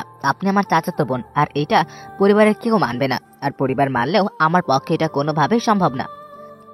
সীমান্ত, তুই ভালো করে জানিস এই নিধি একবার যা চায় তার না পাওয়া পর্যন্ত দু চোখের পাতা এক করতে পারে না। আর আমি তো তোকে আমার জীবনের চাইতে বেশি চাই। তুই কিভাবে ভাবলি আমি তোকে এত সহজে ছেড়ে দিব? তোকে তো আমার মনের ঘরে রাজা করেই ছাড়বো, হয় আপোষে করব, না হলে জোর করে করব, কিন্তু তুই শুধু আমার। আর এই কথা বলে নিধি ক্যান্টিনের সবার সামনে আমার ঠোঁটের ভিতর তার ঠোঁট বসিয়ে দেয়। আর আমার মাথায় চুল এমনভাবে খামচে ধরে যে আমি কোনোভাবেই সারতে পারি না। তারপর সে তার ইচ্ছে মতো কিস করে প্রায় 6 মিনিট পরে আমাকে ছেড়ে দিয়ে হাঁপাতে হাঁপাতে বললে, এটা তো কেবল শুরু শোনা। নিধি খুব ভালো করেই জানে নিজের পছন্দের জিনিস কিভাবে নিজের করে নিতে হয়। আমি হাত দিয়ে ঠোঁটটা মুছে তাকে বললাম, এতগুলা মানুষের সামনে কিস করতে আপনার লজ্জা করে নাই? আর আপনি আমার চাচাতো বোন ছাড়া আর কিছুই না। আমি কখনো আপনাকে ভালোবাসবো না। আপনি যা করার করেন। রেগে গিয়েই কথাটা বললাম, কারণ সবার সামনে কিস করেছে এটা ভাবতেই কেমন যেন লাগছে। তখন নিধি আমার সামনে এসে বলে, তুই কি আমাকে চ্যালেঞ্জ করছিস মিস্টার সীমান্ত? ও মা গো, এই মেয়ে দেখি আবার সিনেমাটিক স্টাইলে অভিনয় করতে পারে। তখন আমি বললাম, হ্যাঁ আমি আপনাকে চ্যালেঞ্জ করছি। ওকে ঠিক আছে, তাহলে তুমিও দেখো এই নিধি কি করতে পারে। আমি আর কিছু না বলে সেখান থেকে চলে আসলাম। এসে ক্লাসে বসে বাকি ক্লাসগুলো করে বাসায় চলে আসি। অন্যদিকে নিধি বাসায় গিয়ে শুরু করেছে আর এক কাহিনী। নিধি বাসার ভিতর গিয়ে শুরু করেছে চিৎকার চেঁচামেচি। তার চিৎকার শুনে নিধির বাবা মা ভাই সহ সবাই একে একে হাজির। তখন নিধির বাবা বলে, কি রে মা, কি হয়েছে তোর? এভাবে চিৎকার কেন করছিস? কেউ কি তোকে কিছু বলেছে নাকি? না, আমাকে কেউ কিছু বলেনি। তখন নিধির ভাই নিশাদ বলে, তাহলে কি আমার বোনটা কোনো কিছু চায় নাকি? বল আমাকে, আমি আজকে তোকে এনে দিব। আমার সবাইকে উদ্দেশ্য করে কিছু বলার আছে, আর আমি যা বলবো তোমাদের তাই মানতে হবে। আর যদি না মানো তাহলে আমি কিছু একটা করে বসবো। আচ্ছা বল, তুই যা বলবি আমরা তাই করব। তাও তোর কিছু করতে হবে না। এখন বল কি বলবি? আমি বিয়ে করব। নিধি 7-5 না ভেবে এই কথা সরাসরি বলে দেয় সে বিয়ে করবে। আর নিধির মুখে আমার কথা শুনে পরিবারের সবাই প্রথমে কিছুটা অবাক হয়ে যায়। পরে নিজেদের সামনে নিয়ে বলে, বিয়ে করবি মানে কি? বিয়ে করব মানে বিয়ে করব, আর কোনো মানে নেই। এখন তোমরা বলো বিয়ে দিবে কিনা। ঠিক আছে দিব। বিয়ে করবি এটা তো খুশির খবর। আমি কাল থেকেই পাত্র দেখা শুরু করব। আমি কি তোমাদের বলেছি পাত্র দেখতে? বিয়ে করলে পাত্র দেখা লাগবে না? না লাগবে না, পাত্র আমি পছন্দ করেছি আর তাকেই আমি বিয়ে করব। মেয়ের কথা শুনে সবাই একদম বোকা হয়ে গেল। পাত্র নাকি মেয়ে নিজেই ঠিক করছে। তখন নিধির বাবা বলে, আচ্ছা পাত্র নিজে ঠিক করছিস, ভালো কথা। এবার বল পাত্র কি করে? পাত্রের বাবার নাম কি? পাত্রের নাম কি? আমরা বিয়ের প্রস্তাব পাঠাই। পাত্রকে তোমরা সবাই খুব ভালো করে চিনো। নিধির কথা শুনে নিধির ভাই বলে, আমরা পাত্রকে চিনি মানে? কে সে, নাম বল। তারপর নিধি যা বলে তা শুনে সবার মাথা ঘুরে যাবার অবস্থা। কারণ নিধি তখন বলে, পাত্রের নাম হচ্ছে সীমান্ত। আমি সীমান্তকে বিয়ে করতে চাই। নিধির কথা শুনে নিধির বাবা দাঁড়ানো থেকে ধূপ করে সোফায় বসে পড়ে। কারণ তিনি জানতেন যে তার মেয়ে এমন কিছুই বলবে যাতে একটু শক লাগে। কিন্তু মেয়ের মুখে সীমান্তের নামটা শুনে মনে হয় শকটা এত জোরে লাগে যে তিনি কথাই বলতে পারছেন না। তখন নিধির ভাই বলে, নিধি, তুই এসব কি বলছিস বোন? তোর কি মাথা ঠিক আছে? হ্যাঁ, আমার মাথা একদম ঠিক আছে। কেন, কি হয়েছে? তুই সীমান্তকে বিয়ে করবি মানে? তুই কি ভুলে গেছিস ও আমাদের চাচাতো ভাই হয়? না, ভুলি নাই। আর চাচাতো ভাই হয়েছে তো কি হয়েছে? চাচাতো ভাই বোনের মাঝেও বিয়ে হয়েই থাকে, এটা খুব স্বাভাবিক ব্যাপার। নিধির কথা তারা যত শুনতেছে তত বেশি অবাক হচ্ছে। ওর ভিতরে ডর ভয় কোনো কিছুই কাজ করছে না। যা মুখে আসছে অকপটে বলে যাচ্ছে নিধি। আসলে নিধি ছোট থেকে এরকম কাউকে ভয় পায় না। তখন নিশাদ বলে, কিন্তু সীমান্ত তোর থেকে ছোট, তুই কিভাবে ওকে বিয়ে করবি? আর সমাজের মানুষ কি বলবে? আমাদের একটা মান সম্মানের ব্যাপার আছে না? আমি এত কিছু জানি না। আমি সীমান্তকে বিয়ে করব, আর সমাজের মানুষের কথাই আমার কিছু আসে যায় না। আর আমার সুখের থেকে কি তোমাদের কাছে মান সম্মানটা বড় হয়ে গেল? নিধির বাবা মা শুধু চুপচাপ মেয়ের মুখের দিকে তাকিয়ে কথা শুনছিল। তখন নিশাত আবার বলে, না, আমাদের কাছে তুই সবার আগে, তারপরে সমাজ। তোর সুখ মানেই আমরা সুখী। কিন্তু সীমান্ত কি রাজি হবে? কেন রাজি হবে না? 100 বার রাজি হবে। আমি আর সীমান্ত একে অপরকে ভালোবাসি। কি? হ্যাঁ, তোরা একে অপরকে ভালোবাসিস। কবে থেকে এগুলা করছিস তোরা? কখনো তোদের দেখে মনেই হয়নি তোরা দুজন দুজনকে ভালোবাসিস। হ্যাঁ, আমরা একে অপরকে ভালোবাসি অনেক আগে থেকে। আর আমরা কি তোমাদের দেখিয়ে দেখিয়ে প্রেম করব? নিধির কথা শুনে নিশাত চুপ হয়ে গেল আর মনে মনে বলে, এমন বোন আর দু একটা থাকলে ভাইদের কপালে ডুগডুগি বাজাতে সময় লাগবে না। ওর কথা শুনে মনে হয় আমি ওর ছোট আর ও আমার বড়। তখন নিধির বাবা বলে, মারে তুই একবার বোঝার চেষ্টা কর। আমি কোনো কিন্তু শুনতে চাই না। এখন তোমরা বলো সীমান্তের সাথে আমার বিয়ে দিবে কিনা। আর যদি না করো তাহলে কিন্তু আমি কিছু একটা করে বসবো। নিধির মা এতক্ষণ পাশ থেকে দাঁড়িয়ে সব শুনছিল। এখন তিনিই বলেন, আচ্ছা শোন, তোর কিছুই করা লাগবে না। তুই যা বলবি আমরা তাই করব। তুই খুশি হলেই আমরা খুশি। এই কথা শুনে নিধি গিয়ে তার মাকে জড়িয়ে ধরে। তার মাও তার মাথায় হাত বুলিয়ে দেয়। আসলে নিধির কোনো চাওয়া তারা কখনো অপূর্ণ রাখে না। আর এইটা নিয়েও তারা কোনো দ্বিমত করত না, কারণ সীমান্তকে সবাই অনেক ভালোবাসে আর পছন্দ করে। কিন্তু সীমান্ত বয়সে নিধির একটু ছোট, তাই তারা প্রথমে রাজি হতে চাচ্ছিল না, কারণ মানুষ কি বলবে এইটা ভেবে। তখন নিধির মা আবার বলে, আচ্ছা তাহলে এক কাজ কর, সীমান্তকে ফোন করে আমাদের বাসায় আসতে বল, একটু কথা বলি। এই কথা শুনে নিধি একটু চিন্তায় পড়ে যায়, কারণ সীমান্ত আসলেই নিধি ধরা পড়ে যাবে যে সীমান্ত তাকে ভালোবাসে না। তখন নিধি বলে, আরে না না না না, সীমান্ত এখন আসবে না। ও এখানে কেন আসবে? আরে আসলে সমস্যা কোথায়? ওর কাছেই তো জানা লাগবে এখনো বিয়ে করবে কিনা, কারণ ও তো এখনো পড়ালেখা করছে। ওর মতামত নিয়েই তবেই না হয় ওর বাবা মার সাথে আলাপ করি। ও তো আগে থেকেই রাজি। ও লজ্জায় আর ভয়ে চাচু আর চাচির কাছে আমাদের সম্পর্কের কথা বলতে পারে নাই। আর ওর নাকি তোমাদের সামনে আসতেও লজ্জা পায়, তাই আসবে না। এখন তোমরা সরাসরি ছোট চাচুর সাথে এ বিষয়ে কথা বলো। নিধির কথা শুনে নিধির মা বলে, আচ্ছা তুই তো রুমে যা, আমরা এ বিষয়ে কথা বলছি, দেখি কি করা যায়। আমি যাচ্ছি, কিন্তু কথা যাতে নচ্চার না হয়, তাহলে কিন্তু খবর আছে।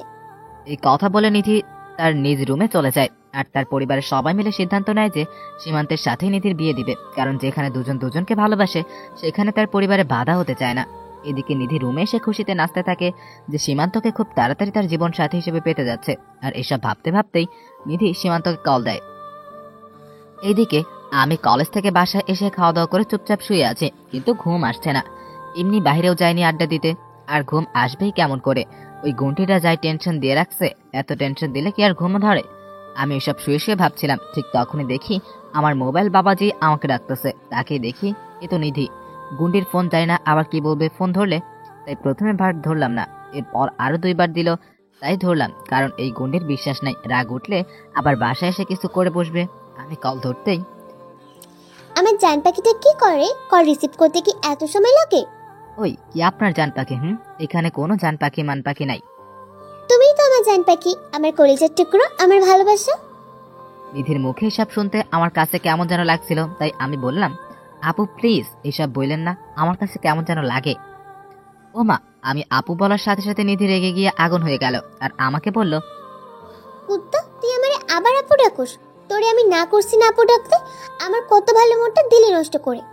আমি কি করছি আপু? এই রে কাম সারছে, আবার বলে ফেলছি। হারামি, তুই আমার সাথে মজা নিস। এখন যদি তোর কাছে পাইতাম তাহলে বুঝতি কি করতাম তোকে। কিন্তু ব্যাপার না, কালকে কলেজে যাবি না, তখন তোকে দেখবো কোন ঠোঁটগুলো দিয়ে আমাকে আপু ডাকিস। এই বলে ঠাস করে কলটা কেটে দিল। আমাকে আর কিছু বলার সুযোগই দিল না। আমার আর কি করার, চুপচাপ শুয়ে আছি, ভাবছি কালকে কি হবে। পরের দিন আমি কলেজে গেলাম। আজ একটা ইম্পর্টেন্ট ক্লাস আছে তাই আসলাম, না হলে জীবনেও আসতাম না। আমি কলেজের ভিতর যেতেই দেখি ও মা, নিধি আপু দেখি আমার আগে কলেজে চলে আসছে, কিন্তু এত তাড়াতাড়ি তো কখনো আসে না কলেজে। নিশ্চিত আমার জন্য আজ এত আগে আসছে, সামনে পেলে খবর আছে, তাই আমি ওনাকে দেখেও না দেখার ভান করে চলে যাচ্ছি। অন্যদিকে নিধি আর তার ফ্রেন্ড রুহি কথা বলছিল মাঠের এক কোনায় দাঁড়িয়ে। রুহি তখন দেখে সীমান্ত নিধিকে দেখে দ্রুত চলে যাচ্ছে। তখন রুহি বলে, নিধি দেখ দেখ না, সীমান্ত তোকে দেখে পালিয়ে ক্লাসে চলে যাচ্ছে। নিধি সীমান্তের নাম শুনে পিছন ফিরে দেখে সীমান্ত চলে যাচ্ছে। তখন নিধি, এই সীমান্ত দাঁড়াও বলছি, আমাকে দেখে পালিয়ে যাওয়া হচ্ছে তাই না? দাঁড়াও, আর এক পা সামনে যাবে না বলে দিলাম। এই রে কাম সারছে, শেষ পর্যন্ত দেখেই ফেললো। কিন্তু এখানে থাকা যাবে না, আগে এইখান থেকে পালাই, না হলে এমন কাজ করবে মান সম্মান থাকবে না। তাই আমিও শুনেও না শোনার ভান ধরে চলে আসতে লাগলাম। তখন পিছন থেকে নিধি বলে, তুমি কতক্ষণ পালিয়ে থাকবে? আমিও দেখবো। নিধির হাত থেকে পালানো এত সহজ না। আমি পিছনে না ফিরে সোজা ক্লাসে চলে আসি। অন্যদিকে নিধির কথা শুনে রুহি অবাক হয়ে বলে, কিরে নিধি, তুই সীমান্তকে তুমি করে ডাকছিস কেন? আর এমন ভাবে বলছিস মনে হয় তোর বয়ফ্রেন্ড। ও শুধু আমার বয়ফ্রেন্ড না, আমার হবু স্বামীও, বুঝলি? কি বলছিস নিধি? সীমান্ত কবে থেকে তোর বয়ফ্রেন্ড হলো? ও তো তোকে আপু বলে ডাকে, আর আমি যতটুকু জানি বৃষ্টি ওকে পছন্দ করে। শোন সীমান্ত, শোন, সীমান্ত শুধু আমার আর কারো না, আর আমি সীমান্তকে কারো হাতে দিব না। কিন্তু সীমান্ত কি তোকে মেনে নিবে? ও তো উল্টো তোকে দেখে পালাইছে। রুহির হাসি দেখে নিধি রেগে যায়, আর রুহি ধমক দিয়ে বলে, ওই তোর হাসি থামা, ওই তোর হাসি থামা, নালে তোর এখন খবর করে ছেড়ে দিব। আর কি বলি, সীমান্ত আমাকে দেখেই পালাবে? আমিও দেখব কত পালাতে পারে। ওর সাথে যদি বিয়ের আগে প্রেম করতে না পারি, তাহলে ওকে বিয়ে করে তারপর প্রেম করব, আর খুব তাড়াতাড়ি আমার আর সীমান্তের বিয়ে খেতে পারবি। এই কথা বলে নিধির আগে ফুঁসতে থাকে, কারণ নিধিকে নিয়ে কেউ হাসলে তার একদম সহ্য হয় না। আর নিধির কথা শুনে রুহি চুপ হয়ে যায়, কারণ রুহি জানে নিধি একবার যা বলে তা করেই ছাড়ে। তখন রুহি বলে, সরি দোস্ত, আসলে আমি জানতাম না যে তুই সীমান্তকে এত ভালোবাসিস। আর দেখলি না সীমান্ত কিভাবে আমাদের দেখে পালালো, তাই আমার হাসি চলে আসে। আচ্ছা চল আমার সাথে। কোথায় যাব? কোথায় আবার, আমার জান পাখিটার কাছে। ওকে একটু মজা দেখাবো। চল যাই। এইদিকে আমি ক্লাসে এসে বসে আছি আর বন্ধুদের সাথে গল্প করছি, কারণ বাইরে যাওয়া যাবে না, বাইরে আমার জম ঘুরতেছে, গেলেই বিপদ। তার চাইতে এখানে বসে থাকা অনেক ভালো। আমি বন্ধুদের সাথে কথা বলছিলাম, এমন সময় দেখি রুহি আপু আসছে আমার কাছে, আর এসেই আমাকে বলল, সীমান্ত তাড়াতাড়ি আমার সাথে আসো। কেন আপু, কি হয়েছে?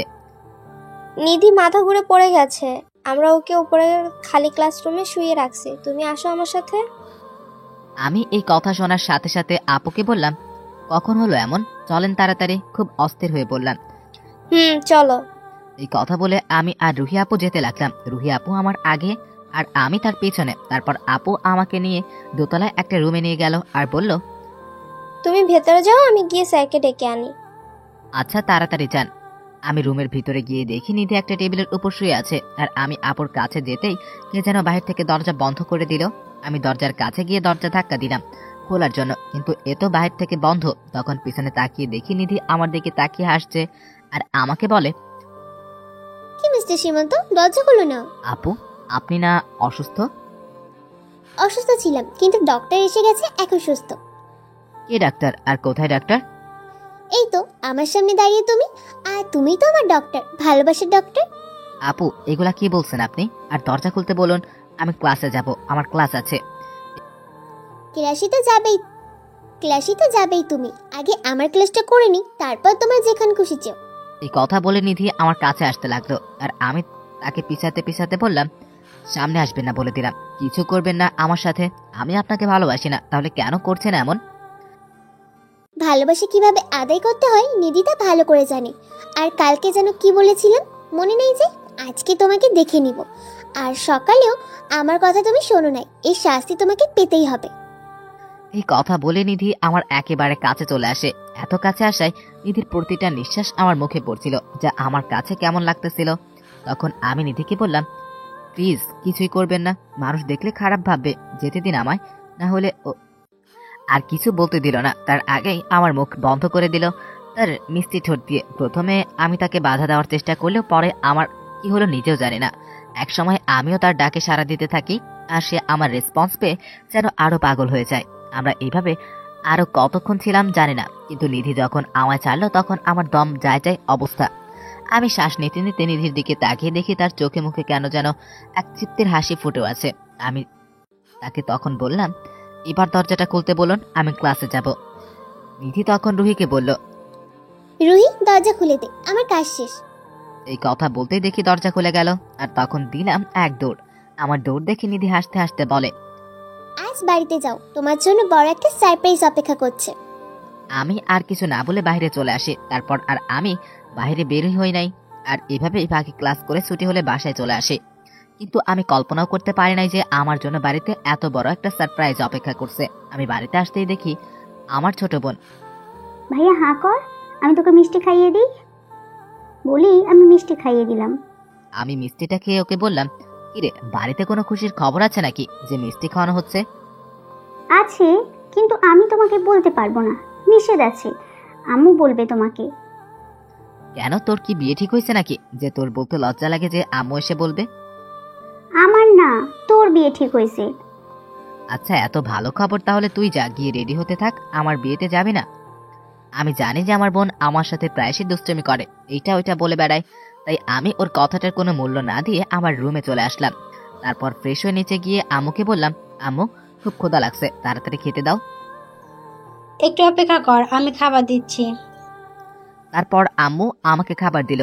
আমি খাবার খাচ্ছি, আর একটা বিষয় খেয়াল করলাম, আম্মুকে আজ একটু অন্যরকম লাগছে। কিন্তু সকালে যখন কলেজে যাই ওই সময় তো সবকিছু ঠিক ছিল, তাহলে এখন কি হলো? তাই আমি আম্মুকে বললাম, আম্মু বাসায় কি কিছু হয়েছে? কেন, বাসায় কিছু হওয়ার কথা ছিল? না মানে বাসায় আসতেই সারা আমাকে মিষ্টি খাওয়ালো।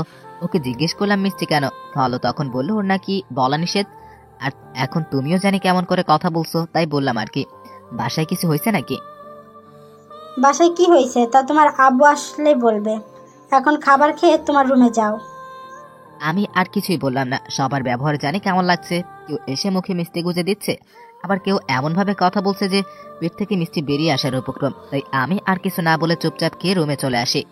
একটু একটু টেনশন হচ্ছে যে বাসায় কি হলো এইটা ভেবে, আবার নিজেকে এতটুকু সান্ত্বনা দিচ্ছি যে আমি তো কিছু করি নাই, তাহলে আর আমার কি হবে।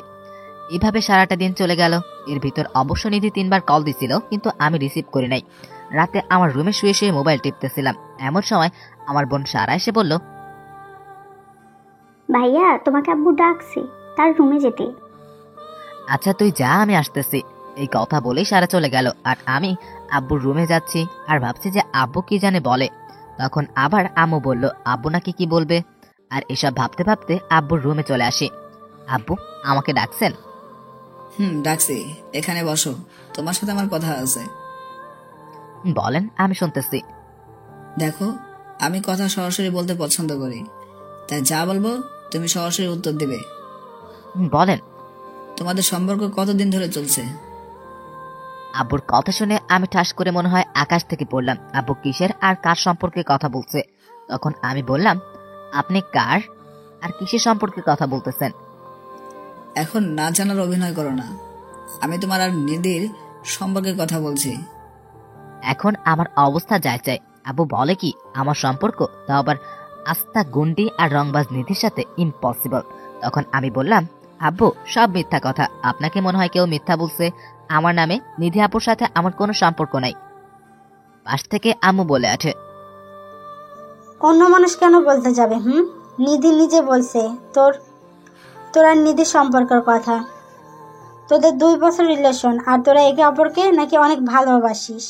আম্মু তোমরা বিশ্বাস করো সব মিথ্যা কথা। চুপ হয়েছে, এখন আর মিথ্যা বলতে হবে না। আমরা সব জানি তোরা একে অপরকে ভালোবাসিস, বিয়ে করতে চাস, এটা তো ভালো কথা। তুই নাকি আমাদের কাছে বলতে লজ্জা পাস, তাই বলছিস না বিয়ের কথা। তাই নিজের বাবা মাকে যে আমাদের কাছে বলছে। করে বসে আছি, মাথার উপর দিয়ে এমন ভাবে কথাগুলো যাচ্ছে যে আমি যে কোনো সময় অজ্ঞান হতে পারি। আমার চুপ থাকা দেখে আম্মু আবার বলতে শুরু করলো, আমরা কি তোকে কখনো কোনো কিছুতে না করছি নাকি? কোনো কিছুতে বাধা দিছি? সব সময় তোর সিদ্ধান্তকে সাপোর্ট করছি। তাহলে আজ তুই কিভাবে ভাবলি যে তোর লাইফের এত বড় একটা সিদ্ধান্ত আমরা বাধা দিব? কিন্তু তুই আমাদের কাছ থেকে এত বড় একটা বিষয় লুকিয়ে রাখলি। নিধি যদি না বলতো তাহলে তো আমরা জানতেই পারতাম না। তাই তোর প্রতি একটু অভিমান করেছিলাম। এতটুকু বলে আম্মু চুপ হয়ে থাকলো। তখন আব্বু বলল, আজ তোমার বড় চাচু আর বড় চাচি আসছিল বিয়ের প্রস্তাব নিয়ে। আমি তাদের কাছে এসব শুনেছি। এখন আমাদের কারোর বিয়ের মত নাই, কারণ আমরা আগেই চেয়েছিলাম তোমার আর নিধির বিয়ে দিতে, কিন্তু তোমার চেয়ে নিধি একটু বড়, তাই তোমাকে বলতে চাইনি। কিন্তু এখন যেহেতু তোমার একজন আরেকজনকে পছন্দ করো, তাহলে তো ভালোই হলো, আমাদেরও মনের আশা পূরণ হবে। এখন তুমি বলো যে বিয়ে তারিখ ঠিক করব। আমার এখনো তাদের কথা কানের ভিতর দিয়ে মাথার ভিতর ঢুকছে আর মাথার ভিতর গিয়ে হরতাল শুরু করে দিছে। আমার এখন কি বলা উচিত বা কি করা উচিত জানি না। আমি শুধু ভ্যাবলাকান্তের মতো একবার আম্মুর দিকে তাকাচ্ছি আর একবার আব্বুর দিকে তাকাচ্ছি। আমার এইভাবে তাকানো দেখে আব্বু আমাকে ধমক। কি হলো, তুমি এমন বোকার মতো এদিকে ওদিকে তাকাচ্ছ কেন? বলো, কবে বিয়ে করতে চাও? নাকি আমরাই আগামী মাসে বিয়ে ডেট ঠিক করে ফেলবো? আমাকে ধমক দিয়ে বলল, না, আমার মনে হয় এদের কথা শুনে আর নিজেকে ঠিক রাখতে পারলাম না। আমি শুধু বিয়ে, ডেট, তারিখ, হরতাল হরতাল সেন্সলেস হয়ে পড়ে গেলাম। আমি কি বললাম আমি নিজেও জানি না, কারণ এত সুন্দর মিথ্যা কথা শুনে কয়জনই বা পারে নিজেকে ঠিক রাখতে। এদিকে সীমান্তের এভাবে সেন্সলেস হয়ে পড়ে যাওয়া দেখে তার বাবা মা বোকা হয়ে যায়, কারণ বিয়ের কথা শুনে ছেলে অজ্ঞান হয়ে যাবে তারা ভাবতেও পারে নাই। তখন তারা ডাক্তারকে কল দেয়। আসতে তারা সাথে নিধির বাসায় খবর পাঠায়। অন্যদিকে সীমান্তের অজ্ঞান হওয়ার কথা শুনে নিধি পাগল হয়ে ছুটে আসে সীমান্তের বাসায়। এসে সবার কাছে জানতে চায় সীমান্তের কি হয়েছে। সারা তখন নিধির কাছে পিছনের সব ঘটনা খুলে বলে, আর এসব শুনে নিধির মনে মনে হাসতে থাকে। বলে, শুধু এতটুকু করলাম তাতেই অজ্ঞান, বাকিটা তো এক বাকি আছে। আমার যখন জ্ঞান ফিরল তখন দেখি নিধি আমার মাথার পাশে বসে আমার চুলে হাত বুলিয়ে দিচ্ছে, আর আমাকে চোখ খুলতে দেখে একটা হাসি বলল, আমার জান পাখিটার কি হয়েছে? বিয়ের কথা শুনে কেউ কি সেন্সলেস হয়ে যায়? হাই হাই, নিধি কিভাবে এই কথা জানলো যে আমি বিয়ের কথায় অজ্ঞান হয়ে গেছি? মান সম্মান আর আমার কিছুই থাকলো না। তখন আমি বললাম, আরে রাখেন আপনার বিয়ে, আপনি কি বলছেন চাচা চাচির কাছে? কেন, আমি আবার কি করলাম? আর কাকেই বা কি বললাম? আপনি চাচা চাচি আর আমার বাবা মার কাছে কেন বলছেন যে আমাদের মাঝে রিলেশন আছে? আমি তো যা সত্যি তাই বললাম। সত্যি মানে আমি কখন আপনাকে ভালোবাসলাম? সব মিথ্যা কথা। মিথ্যা কেন হবে? তুমি আমাকে ভালোবাসো আর নাই ভালোবাসো, আমি তো তোমাকে ভালোবাসি আর এখন তোমাকে বিয়েও করব। দেখেন, আমি আপনাকে বিয়ে করতে পারবো না, এই বিয়ে আমি ভেঙে দিব। এই কথা বলার সাথে নিধি আমাকে ধাক্কা মেরে বিছানায় শুইয়ে দিল আর আমার উপর উঠে বসে আমার গলা চেপে ধরে তারপরে বলে, আমি তোর সাথে ভালোভাবে কথা বললি তুই মাথায় চড়ে বসিস। শোন, বিয়ের বিষয়ে যদি উল্টাপাল্টা কিছু বলিস তাহলে তোর খবর আছে। দেখছেন কত বড় ডাইনি একটা, কথায় কথায় খালি ধমক দিবে, চট দিবে। আমার নাকি আবার এই মেয়েকে বিয়ে করতে হবে। তখন আমি বললাম, আমি আপনাকে কেন বিয়ে করতে যাব? কথায় কথায় আপনার হাতে থাপ্পড় খাওয়ার জন্য? কিছু হলেই আমার সাথে রাগ দেখান, যখন তখন আমাকে ধমক দেন। এই বলে, এই হলো আপনার ভালোবাসা? আর আমার এরকম ভালোবাসার কোনো প্রয়োজন নাই। ও মা! আমার এই কথা বলার সাথে সাথে নিধি কান্না করে দিয়ে আমাকে জড়িয়ে ধরলো আর কান্না করতে করতে বলে, তুমি বিশ্বাস করো সীমান্ত, আমি তোমাকে অনেক ভালোবাসি। তোমাকে ছাড়া আমি বাঁচতে পারবো না। আমি জানি আমি তোমার সাথে রাগ করি, ধমক দিই, কিন্তু সবকিছু শুধু তোমাকে নিজের করে পাওয়ার জন্য এমন করেছি। তুমি যাতে কোনো মেয়ের সাথে কথা বলতে না পারো বা কারো প্রেমে পড়তে না পারো, তাই তোমাকে সবসময় চোখে চোখে রাখতাম। কারণ আমার ভয় হতো তুমি যদি অন্য কারো হয়ে যাও, অথবা আমি যদি তোমাকে হারিয়ে ফেলি, তাহলে আমি যে বেঁচে থেকেও মরে যাব। আর তাই আমি সবসময় তোমাকে নিজের কাছে রাখতে চাইতাম। আর আমি সব কিছু করেছি শুধুমাত্র আমার ভালোবাসাটাকে বাঁচিয়ে রাখার জন্য, কারণ ভালোবাসা ছাড়া বেঁচে থাকাটা যে মৃত্যুর সমান। নিধির কথা শুনে আমি পুরা স্তব্ধ হয়ে গেছি। একটা মানুষ আমাকে এতটা ভালোবাসে যে আমাকে পাওয়ার জন্য এত কিছু করছে, আর নিধি এখনো আমাকে জড়িয়ে ধরে কান্না করতেছে। তখন আমি বললাম, এত ভালোবাসে না আমাকে? বলেই তার মাথায় একটু হাত বুলিয়ে দিলাম। আমি নিধির মাথায় হাত বুলিয়ে দিতেই নিধি আমাকে বুক থেকে তার মাথাটা উপরে তুলে আমার মুখের দিকে তাকিয়ে বলতে থাকলো কিছুক্ষণ, পরে আবার বলতে লাগলো, অনেক ভালোবাসি তোমাকে, আর ভালোবাসি বলেই আজ এত কিছু করলাম। সেদিন যখন বৃষ্টি তোমাকে প্রপোজ করেছে, এটা দেখে আমার কাছে কেমন লাগছিল তা তোমাকে বলে বোঝাতে পারবো না। আমি ভয় পেয়ে গেছিলাম তুমি যদি আবার বৃষ্টির প্রেমে পড়ে যাও, তাই আমি ওই দিন বৃষ্টিকে এভাবে মেরেছি। কারণ আমি সব কিছু হারাতে রাজি, কিন্তু তোমাকে হারাতে পারবো না, কারণ তুমি শুধু আমার, আর আমি তোমার জন্য সব করতে পারি। নিধির কথা যত শুনছি ততই যেন অবাক হচ্ছি। বলে কি মেয়েটা? তখন আমি বললাম, আর আমি যদি রাজি না হই তাহলে কি করবেন? নিধি কিছুটা রেগে গিয়ে বলল, এতক্ষণ আমার কথা শুনে তোমার কাছে কি মনে হয় আমি যার জন্য এত কিছু করলাম তাকে এত সহজে ছেড়ে দেব? তোমাকে তো আমার করে নিবই, হয় আপোষে নিব, না হয় জোর করে। আর যদি তাতেও কাজ না হয় তাহলে তাহলে আগে নিজের হাতে তোমাকে খুন করব, তারপর নিজে খুন হব, তবুও তোমাকে অন্য কারো হতে দিব না। এবার ভেবে দেখো, আমাকে বিয়ে করবে নাকি আমার হাতে খুন হবে? কোনটা করবে? সিদ্ধান্ত তোমার। আরে আরে, নিধি তো সত্যি পাগল হয়ে গেছে। আর যে মেয়ে তার ভালোবাসার মানুষকে পাওয়ার জন্য এত কিছু করতে পারে, আর যাই হোক তার ভালোবাসা মিথ্যা হতে পারে না। তাই আমি তাকে বললাম, আচ্ছা ঠিক আছে, খুন করা লাগবে না। পুরো কথা শেষ করার আগেই, তার মানে তুমি রাজি? রাজি, কিন্তু আমাকে কিছুদিন সময় দেওয়া লাগবে। এখন বিয়ে করতে পারবো না, কারণ আমি আপনাকে কখনো ওইভাবে দেখি নাই। তাই আমার কিছু সময় লাগবে নিজেকে ঠিক করার জন্য। আমি এই কথা বলার সাথেই নিধি আমাকে তার শরীরের সমস্ত শক্তি দিয়ে জড়িয়ে ধরেছে।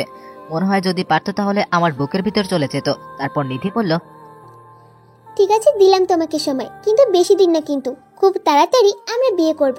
আর এখন থেকে বিয়ের আগে পর্যন্ত আমরা চুটিয়ে প্রেম করব। আচ্ছা আপু ঠিক আছে, এখন ছাড়ুন, কেউ এসে দেখে ফেলবে। আমি এই কথা বলার সাথে সাথে দেখি নিধি আমার দিকে চোখ বড় বড় করে তাকিয়ে আছে।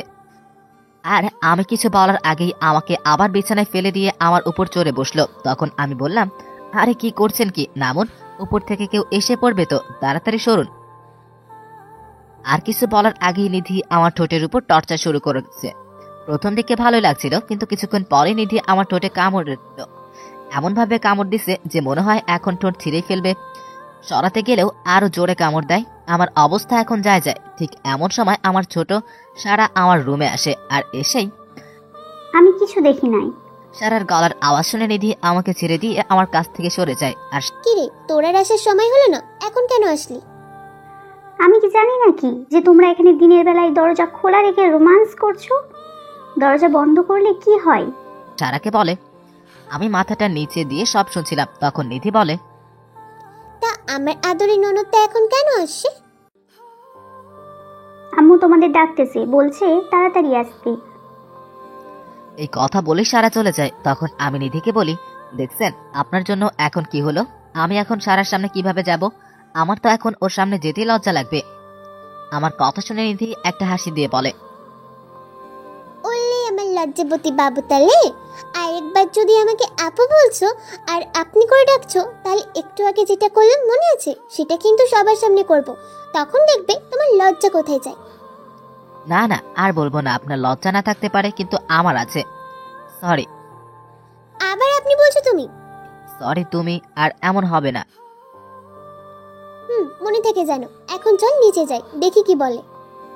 চলো। এই কথাটা বলেই আমি আর নিধি আমুর কাছে যাই। আমুর কাছে আসতেই আমু বলল, কি তুই এখন সুস্থ নাকি ডাক্তারের কাছে নেওয়া লাগবে? না আমু, আমি ঠিক আছি, আমার তেমন কিছু হয়নি। তা তো দেখতেই পাচ্ছি, যে ছেলে বিয়ের কথা শুনলে অজ্ঞান হয়ে যায় তার আবার ভালো থাকা। আম্মুর কথা শুনে অনেক লজ্জা লাগছিল, আর সাথে অনেক রাগও হচ্ছিল নিধির উপর, কারণ ওর জন্যই আম্মু এখন আমায় নিয়ে মজা করছে। আর পাশে তাকিয়ে দেখি নিধিও মিটমিট করে হাসতেছে। তখন আমি বললাম, আম্মু প্লিজ আর বলো না, এখন কেন ডাকছো তা বলো। ঠিক আছে বলবো না, এখন বল তোরা কি সিদ্ধান্ত নিলি? কিসের সিদ্ধান্তের কথা বলছো আম্মু? সত্যি আমি বুঝতে পারি নাই, কারণ আমি ভুলে গেছিলাম বিয়ের কথা। আমার এরকম হিয়ালিপাড়া কথা শুনে নিধি পাশ থেকে নিধি বললে, এই তোমার কি মাথাটা গেছে নাকি? মা আমাদের বিয়ের কথা বলছে। কি মেরে বাবা, আম্মুর সামনে কিভাবে নিজের মুখে নিজের বিয়ের কথা বলে, একটু লজ্জা করে না? আর আমার আম্মুকে মুহূর্তে নিজের মা বানিয়ে নিল। মনে মনে বললাম। তখন আমি বললাম, আম্মু আমি এখন কোনো বিয়ে ঠিক করতে পারবো না। ওই কি বললা তুমি? না মানে আম্মু, আমি এখন বিয়েটা করতে চাচ্ছি না, আমার আরো কিছুদিন সময় লাগবে। এটা কি তোদের দুজনের সিদ্ধান্ত? পাশ থেকে নিধি, মা এটা আমাদের দুজনের সিদ্ধান্ত। আসলে ও একটু সময় চাইছে, তাই আমিও রাজি হয়ে গেছি। ঠিক আছে, তোরা যা ভালো মনে করিস, আমরা কিছু বলবো না। আমি তাহলে সবার সাথে কথা বলি যে বিয়ে পরে হবে। ঠিক আছে। নিধি শুনে রাখ, আজ থেকে সীমান্তের সব দায়িত্ব তোর মা। এখন থেকে তোর মানুষ তুই সামলে রাখ, আর আমি এর মাঝে নাই। ঠিক আছে মা, তুমি শুধু আমার জন্য দোয়া করো, তাহলেই হবে। তোদের জন্য তো সবসময় দোয়া করি, তাকে আর বলতে হবে? তোরা ভালো থাকলে আমরা ভালো থাকি। কথা বলেই আম্মু চলে গেল। আর আমি শুধু ভাবছি বিয়ে হলো না, কিছু হলো না, তার আগে আম্মু আমাকে পর করে দিয়ে ওই ডাইনিটার হাতে তুলে দিল। এখন আমার কি হবে একমাত্র আল্লাহই ভালো বলতে পারবে। ঠিক তখনই নিধি বলল, এই হয়েছে? এত মনোযোগ দিয়ে কি ভাবা হচ্ছে শুনি একটু। না কিছু না, আমি আবার কি ভাববো? জীবনটা মনে হয় এবার তেজপাতা হয়ে যাবে, মনে মনে বললাম কথাটা। আম্মু কি বললো মনে আছে? আজ থেকে তোমার সবকিছুর দায়িত্ব আমার ওপর, আর এখন থেকে আমি যেভাবে বলবো ঠিক সেভাবেই চলবে। যদি একটুও এদিক সেদিক হয় তাহলে মোটেও ভালো হবে না বলে দিলাম। এইটা আবার নতুন কি? আমার তো আগে থেকেই আপনার কথা মতো চলতে হয়। আপনার জ্বালায় কথা একটু শান্তি পাই? কথা শুনে নিধি পুরা তেলে বেগুনে জ্বলে উঠে বলে, কি বলি তুই? আমি তোকে জ্বালাই? কোথাও শান্তি দিই না তোকে, তাই না? ঠিক আছে, তোকে আমি আরো জ্বালাবো, দেখবো তুই কি করতে পারিস। আর একবার যদি তুই আমাকে আপনি করে বলিস তাহলে দেখবি আমি তোকে কি করি, মনে থেকে জানো। কথা বলে নিধি হনহন করে চলে গেল। আর নিধি এখন আমাকে তুমি করে বললেও রাগ উঠলেই তুই করে বলে। আমার অবশ্য খারাপ লাগে না, কারণ আমিও নিধিকে আস্তে আস্তে ভালোবাসতে শুরু করছি। বর্তমানে এভাবেই চলছে আমার জীবন। সকালে নিধির সাথে কলেজে যাওয়া, তারপর আবার তার সাথে ফিরে আসা, কলেজে কোনো মেয়ের দিকে না তাকানো, যেটা আগে আমার উপর এই হুকুম জারি ছিল, এখন আইন আরো কড়াকড়ি হয়েছে। এক কথায় আমার জীবন এখন নিধিময় হয়ে গেছে। ডানে বামে উপরে নিচে যেদিকেই তাকাই শুধু নিধি আর নিধি দেখি। কিন্তু সব থেকে বেশি উপভোগ করি নিধির ভালোবাসাটা, কারণ পাগলিটা আমাকে বড্ড ভালোবাসে, যা কয়েকদিন বেশ ভালোভাবেই বুঝতে পারছি। আর আমিও আমার পাগলিটাকে অনেক ভালোবেসে ফেলেছি। আজ 3 মাস হলো নিধি আমার জীবনটা পুরোপুরিভাবে দখল করে আছে, আমাকে এক মুহূর্তের জন্য চোখের আড়াল করতে চায় না। আজ আমি আর নিধি একসাথে কলেজে যাচ্ছি, কিন্তু রিক্সা দিয়ে। তখন নিধি বলল, সীমান্ত, তুমি আমাকে কতটা ভালোবাসো? নিধির মুখে এমন প্রশ্ন শুনে একটু অবাক হলাম, বলাই যায় তাই আমি বললাম, কতটা ভালোবাসি তা তোমাকে কেমন করে বুঝবো? ভালোবাসাকে পরিমাপ করা যায় নাকি? প্লিজ তবুও বলো না কতটা ভালোবাসো আমাকে, আমার খুব শুনতে ইচ্ছা করছে, বলো না প্লিজ প্লিজ প্লিজ। মাঝে মাঝে নিধির এই বাচ্চামোগুলো দেখলে খুব হাসি পায়, আবার ভালো লাগে। তখন আমি নিধিকে বললাম, তোমাকে কতটা ভালোবাসি তা হয়তো তোমাকে বলতে পারবো না, কিন্তু কিন্তু এতটুকু বলতে পারি, তোমার কোলে মাথা রেখে আমি আমার জীবনের শেষ সূর্যাস্তটা দেখতে চাই। জীবনের অনেকটা পথ একা হেঁটেছি, কিন্তু আজ থেকে জীবনের বাকিটা পথ তোমার সাথে হাতে হাত রেখে চলতে চাই। যখন তুমি বুড়ি হবে আর তোমার নাতি নাতিনদের সাথে গল্প করবে, তখন আমি তোমার গল্প বলার কারণ হতে চাই। আর যখন আমি হারিয়ে দূর আকাশের তারা হয়ে যাব, তখন আমার যে স্মৃতিগুলো তোমার বেঁচে থাকার শক্তি হবে, আমি সেই স্মৃতিগুলোর কারণ হতে চাই। তোমাকে নিয়ে আরো অনেক কথা আছে যা আমি হয়তো বলে শেষ করতে পারবো না। আর এইগুলা যদি তোমার কাছে ভালোবাসা মনে হয়, তাহলে আমি তোমাকে অনেক ভালোবাসি। আমি কথাগুলো বলে দেখি নিধির 2 চোখ দিয়ে পানি পড়তেছে। তখন আমি বললাম, এই তুমি কান্না করছো কেন? তুমি আমাকে এতটা ভালোবাসবে তা আমি ভাবতেও পারি নাই, তাই তোমার কথা শুনে আনন্দে চোখ দিয়ে পানি চলে আসছে। আর নিধির সাথে কথা বলতে বলতে কলেজে চলে আসি। তখন আমি, হইছে, এখন আর কান্না করতে হবে না, কলেজে চলে আসছি। তুমি তোমার ক্লাসে যাও আর আমি আমার ক্লাসে যাই। ঠিক আছে। আমি রিক্সা ভাড়া দিয়ে ক্লাসের দিকে যাচ্ছিলাম, এমন সময় কে জানি আমার কাঁধে হাত দিল। পিছনে ফিরে দেখি আমার বন্ধু আতিক, কিন্তু কেন জানি মনে হয় ওর মন খারাপ। তাই আমি বললাম, কিরে বেটা, মন খারাপ কেন? মায়া কি তোকে আবার স্যাকা দিল নাকি? দোস্ত, তোর সাথে আমার কথা আছে, খুবই ইম্পর্টেন্ট। মায়া আতিকের গার্লফ্রেন্ড, তাই একটু মজা করলাম। বল, আমি শুনতেছি। দোস্ত, মায়ার বিয়ে ঠিক হয়ে গেছে, আর আমি মায়াকে ছাড়া থাকতে পারবো না। কি বলিস তুই? এখন কি করবি? আমি মায়াকে বিয়ে করব, তুই যে কোনো একটা ব্যবস্থা কর প্লিজ। আচ্ছা কান্না করিস না, এখন বল মায়া কোথায় আছে? মায়া ওর ক্লাসে আছে। আচ্ছা তুই থাক, আমি আসতেছি। এই কথা বলেই আমি মায়ের ক্লাসে যাই। আর মায়া এবার ইন্টার প্রথম বর্ষে পড়ে। আমি ক্লাসে গিয়ে দেখি মায়া মন খারাপ করে ক্লাসের রুমে বসে আছে।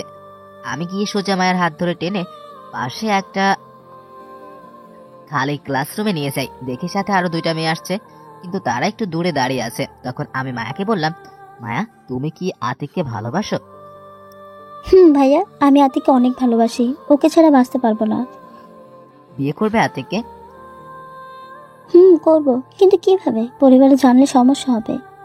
ওই ব্যবস্থা আমি করব, তুমি কাউকে কিছু বলবে না। আর কালকে তুমি এই ঠিকানায় চলে আসবে। আচ্ছা ভাইয়া, আমি সময় মতো চলে আসবো। এটা আমি দেখব। আমি মায়া আর আতিককে সবকিছু বুঝিয়ে দিয়ে আবার কলেজ থেকে চলে আসলাম, কারণ আমাকে এখন তাদের বিয়ের ব্যবস্থা করতে হবে। অন্যদিকে লাগছে অন্য ঝামেলা। আমি যখন মায়াকে ক্লাস থেকে টেনে আনি, তখন সাথে যে 2টা মেয়ে আসছিল, তার মধ্যে একটা মেয়ে নিধিকে বলে, আচ্ছা, সীমান্ত ভাই কি আপনার চাচাতো ভাই লাগে না? তাই জেনে তুমি কি করবে? তুমি কেন আসছো তাই বলো। কালকে সীমান্ত ভাইয়া আর আমার বান্ধবী মায়া দুজনে বিয়ে করবে এই কাজী অফিসে, তাই আপনাকে বলতে আসলাম। কথা শুনবার সাথে সাথে নিধি, এই মেয়ে, কি বলছো তুমি? মাথা ঠিক আছে তোমার? সীমান্ত বিয়ে করবে মানে কি? আমি একটু আগে নিজে দূর থেকে শুনেছি বিয়ের কথা, তারা নাকি কালকে বিয়ে করবে, তাই আপনাকে বলতে এলাম। এখন আপনি বিশ্বাস করলে করেন, না করলে নাই। আর নিধি মেয়েটা কথা শুনে যেন তার পায়ের নিচের মাটি সরে গেল। নিধি ভাবছে যে সীমান্ত তার সাথে এটা কিভাবে করতে পারলো, আর এসব ভেবে নিধির চোখ দিয়ে অঝোর ধারায় পানি পড়তে লাগলো। সে আর দেরি না করে দ্রুত গেল মায়ের ক্লাসরুমে, গিয়ে ওই মেয়েটাকে বলল, তোমার ফ্রেন্ড মায়া কোথায়? আমি ক্লাসে এসে দেখি মায়া ক্লাসে নাই, মনে হয় চলে গেছে। নিধি তখন আরো দু একজনের কাছে মায়ের কথা জানতে চায়, তখন তারা বলে মায়া নাকি বাকি ক্লাস না করে চলে গেছে। নিধি তখন দেরি না করেই চলে যায় সীমান্তের ক্লাসে, গিয়ে দেখে আতিক ব্যাগ নিয়ে চলে যাচ্ছে। তখন নিধি বলল, আতিক, সীমান্ত কোথায়? তাড়াতাড়ি বল। মায়া ওর ক্লাসে আছে। আপু, আমি খুব তাড়ায় আছি, এখন কথা বলতে পারবো না। সীমান্ত একটু বাইরে গেছে, একটা জরুরি কাজ আছে। কিসের জরুরি কাজ বল আমাকে, নাহলে এখান থেকে এক পাও সামনে যেতে পারবি না। এই কথা বলে আতিক চলে যায়, আর নিধি ওখানে বসে পড়ে আর কান্না করতে থাকে। তখন নিধির ফ্রেন্ড রুহি এসে বলে, কি রে নিধি, কান্না করছিস কেন? সীমান্ত আমার সাথে চিট করছে। কি বলছিস এসব নিধি? সীমান্ত তোকে চিট করেছে মানে কি?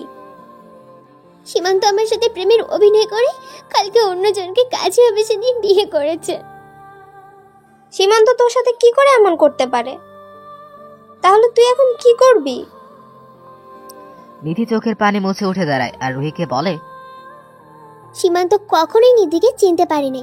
ও আমাকে ধোকা দিতে চাইলেও আমি তা হতে দিব না, কারণ নিধি কখনো হাঁটতে শিখে নাই।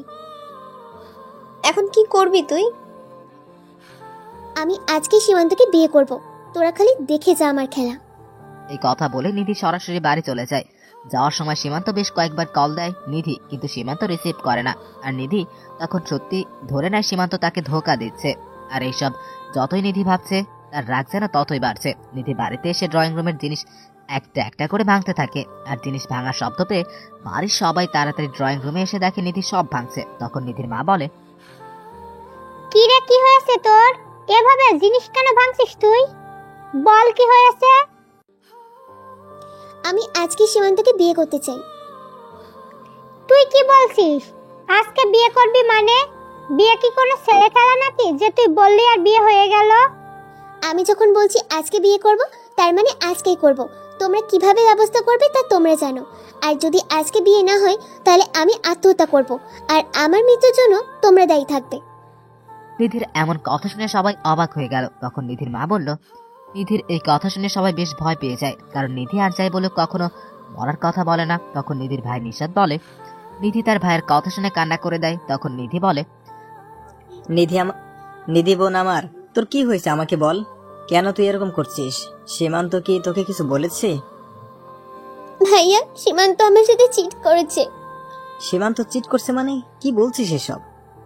হ্যাঁ ভাইয়া, আমি ঠিক বলছি। সীমান্ত আমাকে ঠকিয়ে কালকে অন্য একটা মেয়েকে বিয়ে করেছে কাজী অফিসে। নিধি, তোর কোথাও ভুল হচ্ছে। আমরা সীমান্তকে খুব ভালো করে চিনি, ও কখনো এমন কাজ করতেই পারে না। আমার কথা ভুল হচ্ছে না। যে মেয়েকে সীমান্ত বিয়ে করেছে তার বান্ধবী নিজে আমাকে বলেছে, আর আমি সীমান্তের ফ্রেন্ডকেও জিজ্ঞাসা করেছি, সেও বলেছে সীমান্ত কাজী অফিসে গেছে। তার মানে আমি নিশ্চিত সীমান্ত আমাকে ছেড়ে অন্য মেয়েকে বিয়ে করেছে।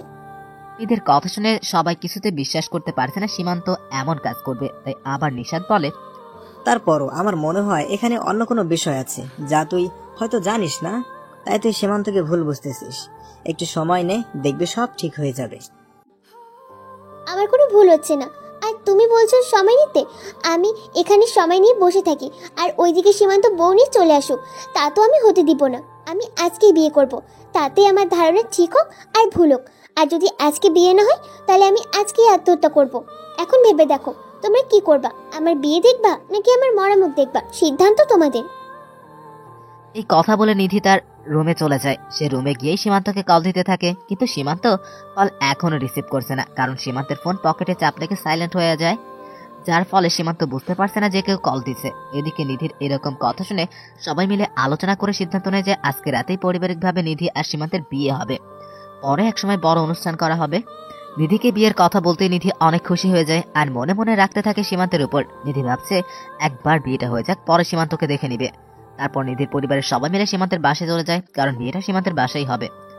অন্যদিকে আমি কলেজ থেকে বের হয়ে আর বাসায় যাইনি। সারাদিন অনেক জায়গায় ঘুরে আতিক আর মায়ের বিয়ের সব ব্যবস্থা করে ফেলছি, যাতে কালকে তাদের বিয়ে দিতে কোনো সমস্যার মুখোমুখি হতে না হয়। আর এসব করতে করতে প্রায় সন্ধ্যা হয়ে আসছে।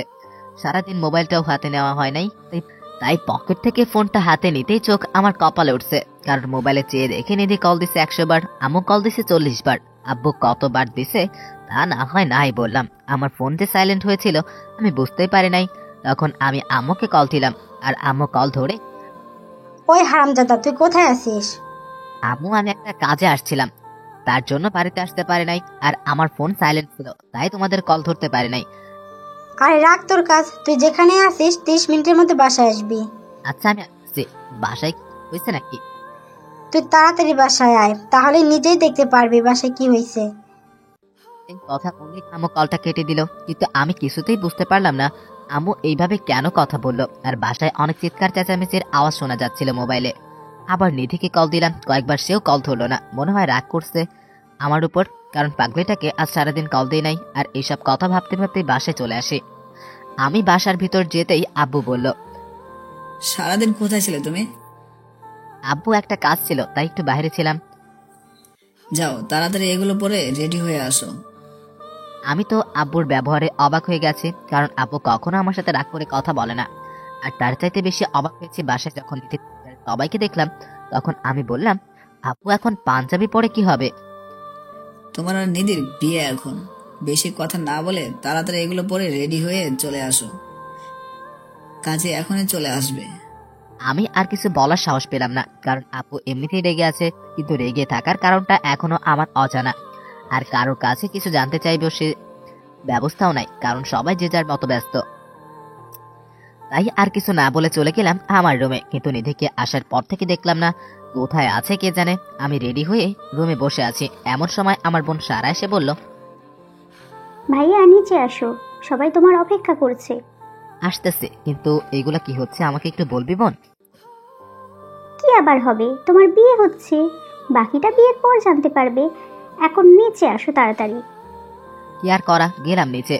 নিচে গিয়ে দেখি কাজী সহ সবাই চলে আসছে। নিধিকেও খুব সুন্দর করে বউ সাজানো হয়েছে, দেখতে একদম ডানাকটি পরীর মতো লাগতেছে।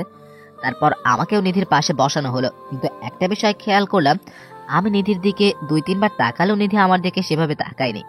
আর নিধির চেহারা দেখে স্পষ্ট বোঝা যাচ্ছে যে নিধি কোনো বিষয়ে রেগে আছে, কারণ নিধির চেহারায় তখন রাগটা স্পষ্ট ভেসে উঠেছে। কিছুক্ষণ পর কাজী আমাদের বিয়ের কাজ শুরু করলো। তখন কাজী সাহেব আমাকে কবুল বলার জন্য বলে, আমি একটু সময় নিয়ে কবুল বলে দিলাম। তখন কাজী সাহেব নিধিকে বলে কবুল বলতে, আর নিধির সাথে সাথে কবুল বলে দেয়। মনে হয় কবুল বলার জন্য কোনো কবুল প্রতিযোগিতায় উঠেছে, যে তাড়াতাড়ি বললেই জিতে যাবে। তারপর আমাদের বিয়ে সম্পূর্ণ হয়ে গেল। আমাদের বিয়ের পরে বাইরে থেকে যারা আসছিল তারা খাওয়া দাওয়া করে চলে গেল। আর এতক্ষণ সময় আমি আর নিধি একসাথে বসেছিলাম, কিন্তু নিধি আমার সাথে কোনো কথাই বলেনি। আমি ওর দিকে তাকালি, রাগি চোখে আমার দিকে তাকাই, তাই আমিও ভয় কিছু বলতে পারি নাই। সবাই চলে যাওয়ার এখন শুধু আমাদের বাসায় নিধির পরিবারের লোকজন ছাড়া আর কেউ নাই। আর তখন আমার আব্বু বলে, এই তোমরা সবাই এখানে আসো, এখন সীমান্তের বিচার হবে। আমার বিচারের কথা শুনে সোফায় বসা ছিলাম, সেখান থেকে লাফ মেরে দাঁড়িয়ে গেলাম আর বললাম, আমার বিচার মানে কি করছি আমি যে আমার বিচার করবেন? আশেপাশ থেকে আম্মু বলল, তুই মনে হয় জানিস না তুই কি করছিস। তোমার যদি না বলো তাহলে আমি কি করে জানবো যে আমি কি করছি? আর আমার জানা মতে এমন কিছু আমি করি নাই যার জন্য তোমরা আমার বিচার করবা। আমার এইভাবে কথা বলা দেখে আব্বু বলল, তুমি কালকে কোন মেয়েটাকে কাজে অফিসে নিয়ে বিয়ে করতে চাইছো? তোমার সাথে নিধির বিয়ে ঠিক হয়ে আছে, তারপরও তুমি কিভাবে এমন একটা কাজ করতে পারলা? তুমি না নিধিকে ভালোবাসো? আমি তো আব্বুর কথা শুনে ঠাস করে মনে হয় আকাশ থেকে মাটিতে পড়লাম। আমি আবার কোন মেয়েকে বিয়ে করতে যাব? তখন আমি বললাম, এসব মিথ্যা কথা, কে বলেছে এসব আপনাকে? মিথ্যা কথা কেন হবে, নিধি নিজে আমাদের কাছে বলছে। আব্বুর কথা শুনে আমি নিধির দিকে তাকায় দেখি নিধি কান্না করতেছে। তখন আমি নিধিকে বলি, নিধি তুমি এগুলা কি বলছো? আমি কাল বিয়ে করছি মানে? আর তুমি এই খবর কোথায় শুনলা? তুমি যাকে বিয়ে করবে তার বান্ধবী নিজে আমাকে বলেছে, আর আমি তোমার বন্ধু আতিককেও জিজ্ঞাসা করেছি, সেও বলল তুমি কাজে অফিসে গেছো কি কাজ করতে, তার মানে তুমি কালকে বিয়ে করতে এটা নিশ্চিত? আমি এখন মোটামুটি ধরতে পারছি ভুলটা কোথায় হয়েছে, কিন্তু শিওর হওয়ার জন্য বললাম, আমি যাকে বিয়ে করব তার নামটা কি তুমি জানো? জানলে বলো। জানি, তার মানে হলো মায়া। এইবার আমার হাসি চলে আসলো আর আমি সবার সামনে হু হু করে হাসতে লাগলাম। আর এইভাবে হাসতে দেখে সবাই অবাক হয়ে যায়। তখন আব্বু বলল, তুমি এভাবে হাসছো কেন? আগে আসল কারণটা বলো। নিধি যা বললো তা কি সত্যি নাকি মিথ্যা? সত্যি, কিন্তু কথা বলার আগেই আব্বু, কি তোমার এত বড় সাহস, তুমি অন্য একটা মেয়েকে বিয়ে করবে? আজকে তোমার খবর আছে। বলে আব্বু যখন আমাকে মারতে আসবে তখন আমি বললাম, আব্বু প্লিজ থামেন, আগে আমার কথা পুরোটা শুন, তারপর আমার বিচার করেন। বলো, কিন্তু অন্যায় তোমার হলে তোমার খবর আছে আজকে। তারপর আর কি, আমি একে একে সারাদিনের সব কাহিনী খুলে বললাম। আর আমার কথা শুনে সবাই মাথা নিচু করে ফেলে। তখন নিধির মা বলল, আমি আগেই বলেছিলাম সীমান্ত এমন কাজ করতেই পারে না। শুধু শুধু নিধির কথা শুনে এত কিছু করতে হলো, আর সীমান্তকে এত কথা শোনাতে হলো, সব দোষ নিধির। এই কথা শুনে নিধি ভ্যা ভ্যা করে কেঁদে দিয়ে বলে, আমি কি জানতাম নাকি ওই মেয়ে আমাকে মিথ্যা বলেছে? আমি জানলে কি আর এমন করতাম নাকি? আমি সব করেছি সীমান্তকে হারানোর ভয়, কারণ ও যদি কিছু করে ফেলে তাহলে আমার কি হবে? এরপর শুধু তখন আমার আম্মু নিধির মাথায় হাত বুলিয়ে বলে, না মা, তুই কোনো ভুল করিসনি, যা হবার হয়ে গেছে। এখন দুজনে মিলে জীবনটা সুন্দর করে সাজিয়ে নে, আর আমরা যেন সামনের বছরের দাদা দাদি হতে পারি, মনে রাখিস কিন্তু। আম্মুর এই কথা শুনে নিধি লজ্জায় লাল হয়ে যায়, সেখান থেকে চলে যায়। আর আমি চলে যাই ছাদে। ছাদে গিয়ে ভাবতে থাকি কি থেকে কি হয়ে গেল, যেখানে আজ দিনের বেলায়ও তত সুন্দর সিঙ্গেল ছিলাম, আর রাত না হতেই হয়ে গেলাম ডাবল। ভাবছিলাম আরো কয়েকদিন সিঙ্গেল লাইফের মজা নিব, কিন্তু ডাইনিটা তার হতেই দিল না। ছাদে একা দাঁড়িয়ে এসব ভাবছিলাম, তখন আমার বোন এসে বলল, কি রে ভাই, আজ রাত কি ছাদেই পার করবা নাকি? কয়টা বাজে সে খেয়াল আছে? তাড়াতাড়ি রুমে যাও, ভাবি তোমার অপেক্ষা করছে। আমি ঘড়ির দিকে তাকিয়ে দেখি 12টা 30 বাজে, তাই রুমের দিকে যেতে লাগলাম। আর ভাবছি নিধিকে একটু মজা দেখাবো, তাই বুকের সাহস নিয়ে ঢুকলাম রুমে ঢুকে দেখি পুরো রুম ফুল দিয়ে সাজানো, আর খাটের মাঝে বসে আছে নিধি। আর আমাকে দেখে নেমে এসে সালাম করলো আর বলল, অজু করে আসো, একসাথে নামাজ পড়ে নি। তারপর আমি অজু করে এসে দুজন একসাথে নামাজ পড়ে নিলাম। আর নামাজ পড়ে আমি খাটে বসতে নিধি আমাকে জড়িয়ে ধরে আর বলে, প্লিজ আমাকে ক্ষমা করে দাও, আমি বুঝতে পারিনি। ঠিক আছে, দিলাম ক্ষমা করে। তাহলে এখন আমাকে আদর করো, আমার না খুব আদর আদর পাচ্ছ। আমি এখন কিছুই করতে পারবো না, সরো, আমি ঘুমাবো। নিচে আম্মুকে বললে ভুলে গেছো? আদর না করলে তাদের কথা কেমনে রাখবো? আমি কিছু জানি না, তুমি কিভাবে তাদের কথা রাখবে আমি কিছু করতে পারবো না। আমার কথা শোনার সাথে নিধি রেগে যায় আর আমাকে বিছানায় ফেলে দিয়ে আমার উপরে শুয়ে বলে, ঠিক আছে, তোমার কিছু করতে হবে না, যা করার আমি করছি। আজকে আর কোনো বাধা মানবো না, সবকিছু নিজের করে নিব। আরে আরে কি করছো? আমাকে কিছু বলতে না দিয়ে নিধি বলল, চুপ, একদম চুপ। তোমার গল্পের নাম কি দিয়েছো? ভয়ঙ্কর রাগী রংবাজ সিনিয়র চাচাতো বোন, তাই না? এখন আমি তোমার ভয়ঙ্কর রাগী রংবাজ সিনিয়র বউ, আর রংবাজ বউ এখন তোমার সাথে রংবাজি করবে। এই কথা বলে নিধি সীমান্তের উপর ঝাঁপিয়ে পড়ে রংবাজি করতে, আর বাকিটা ইতিহাস।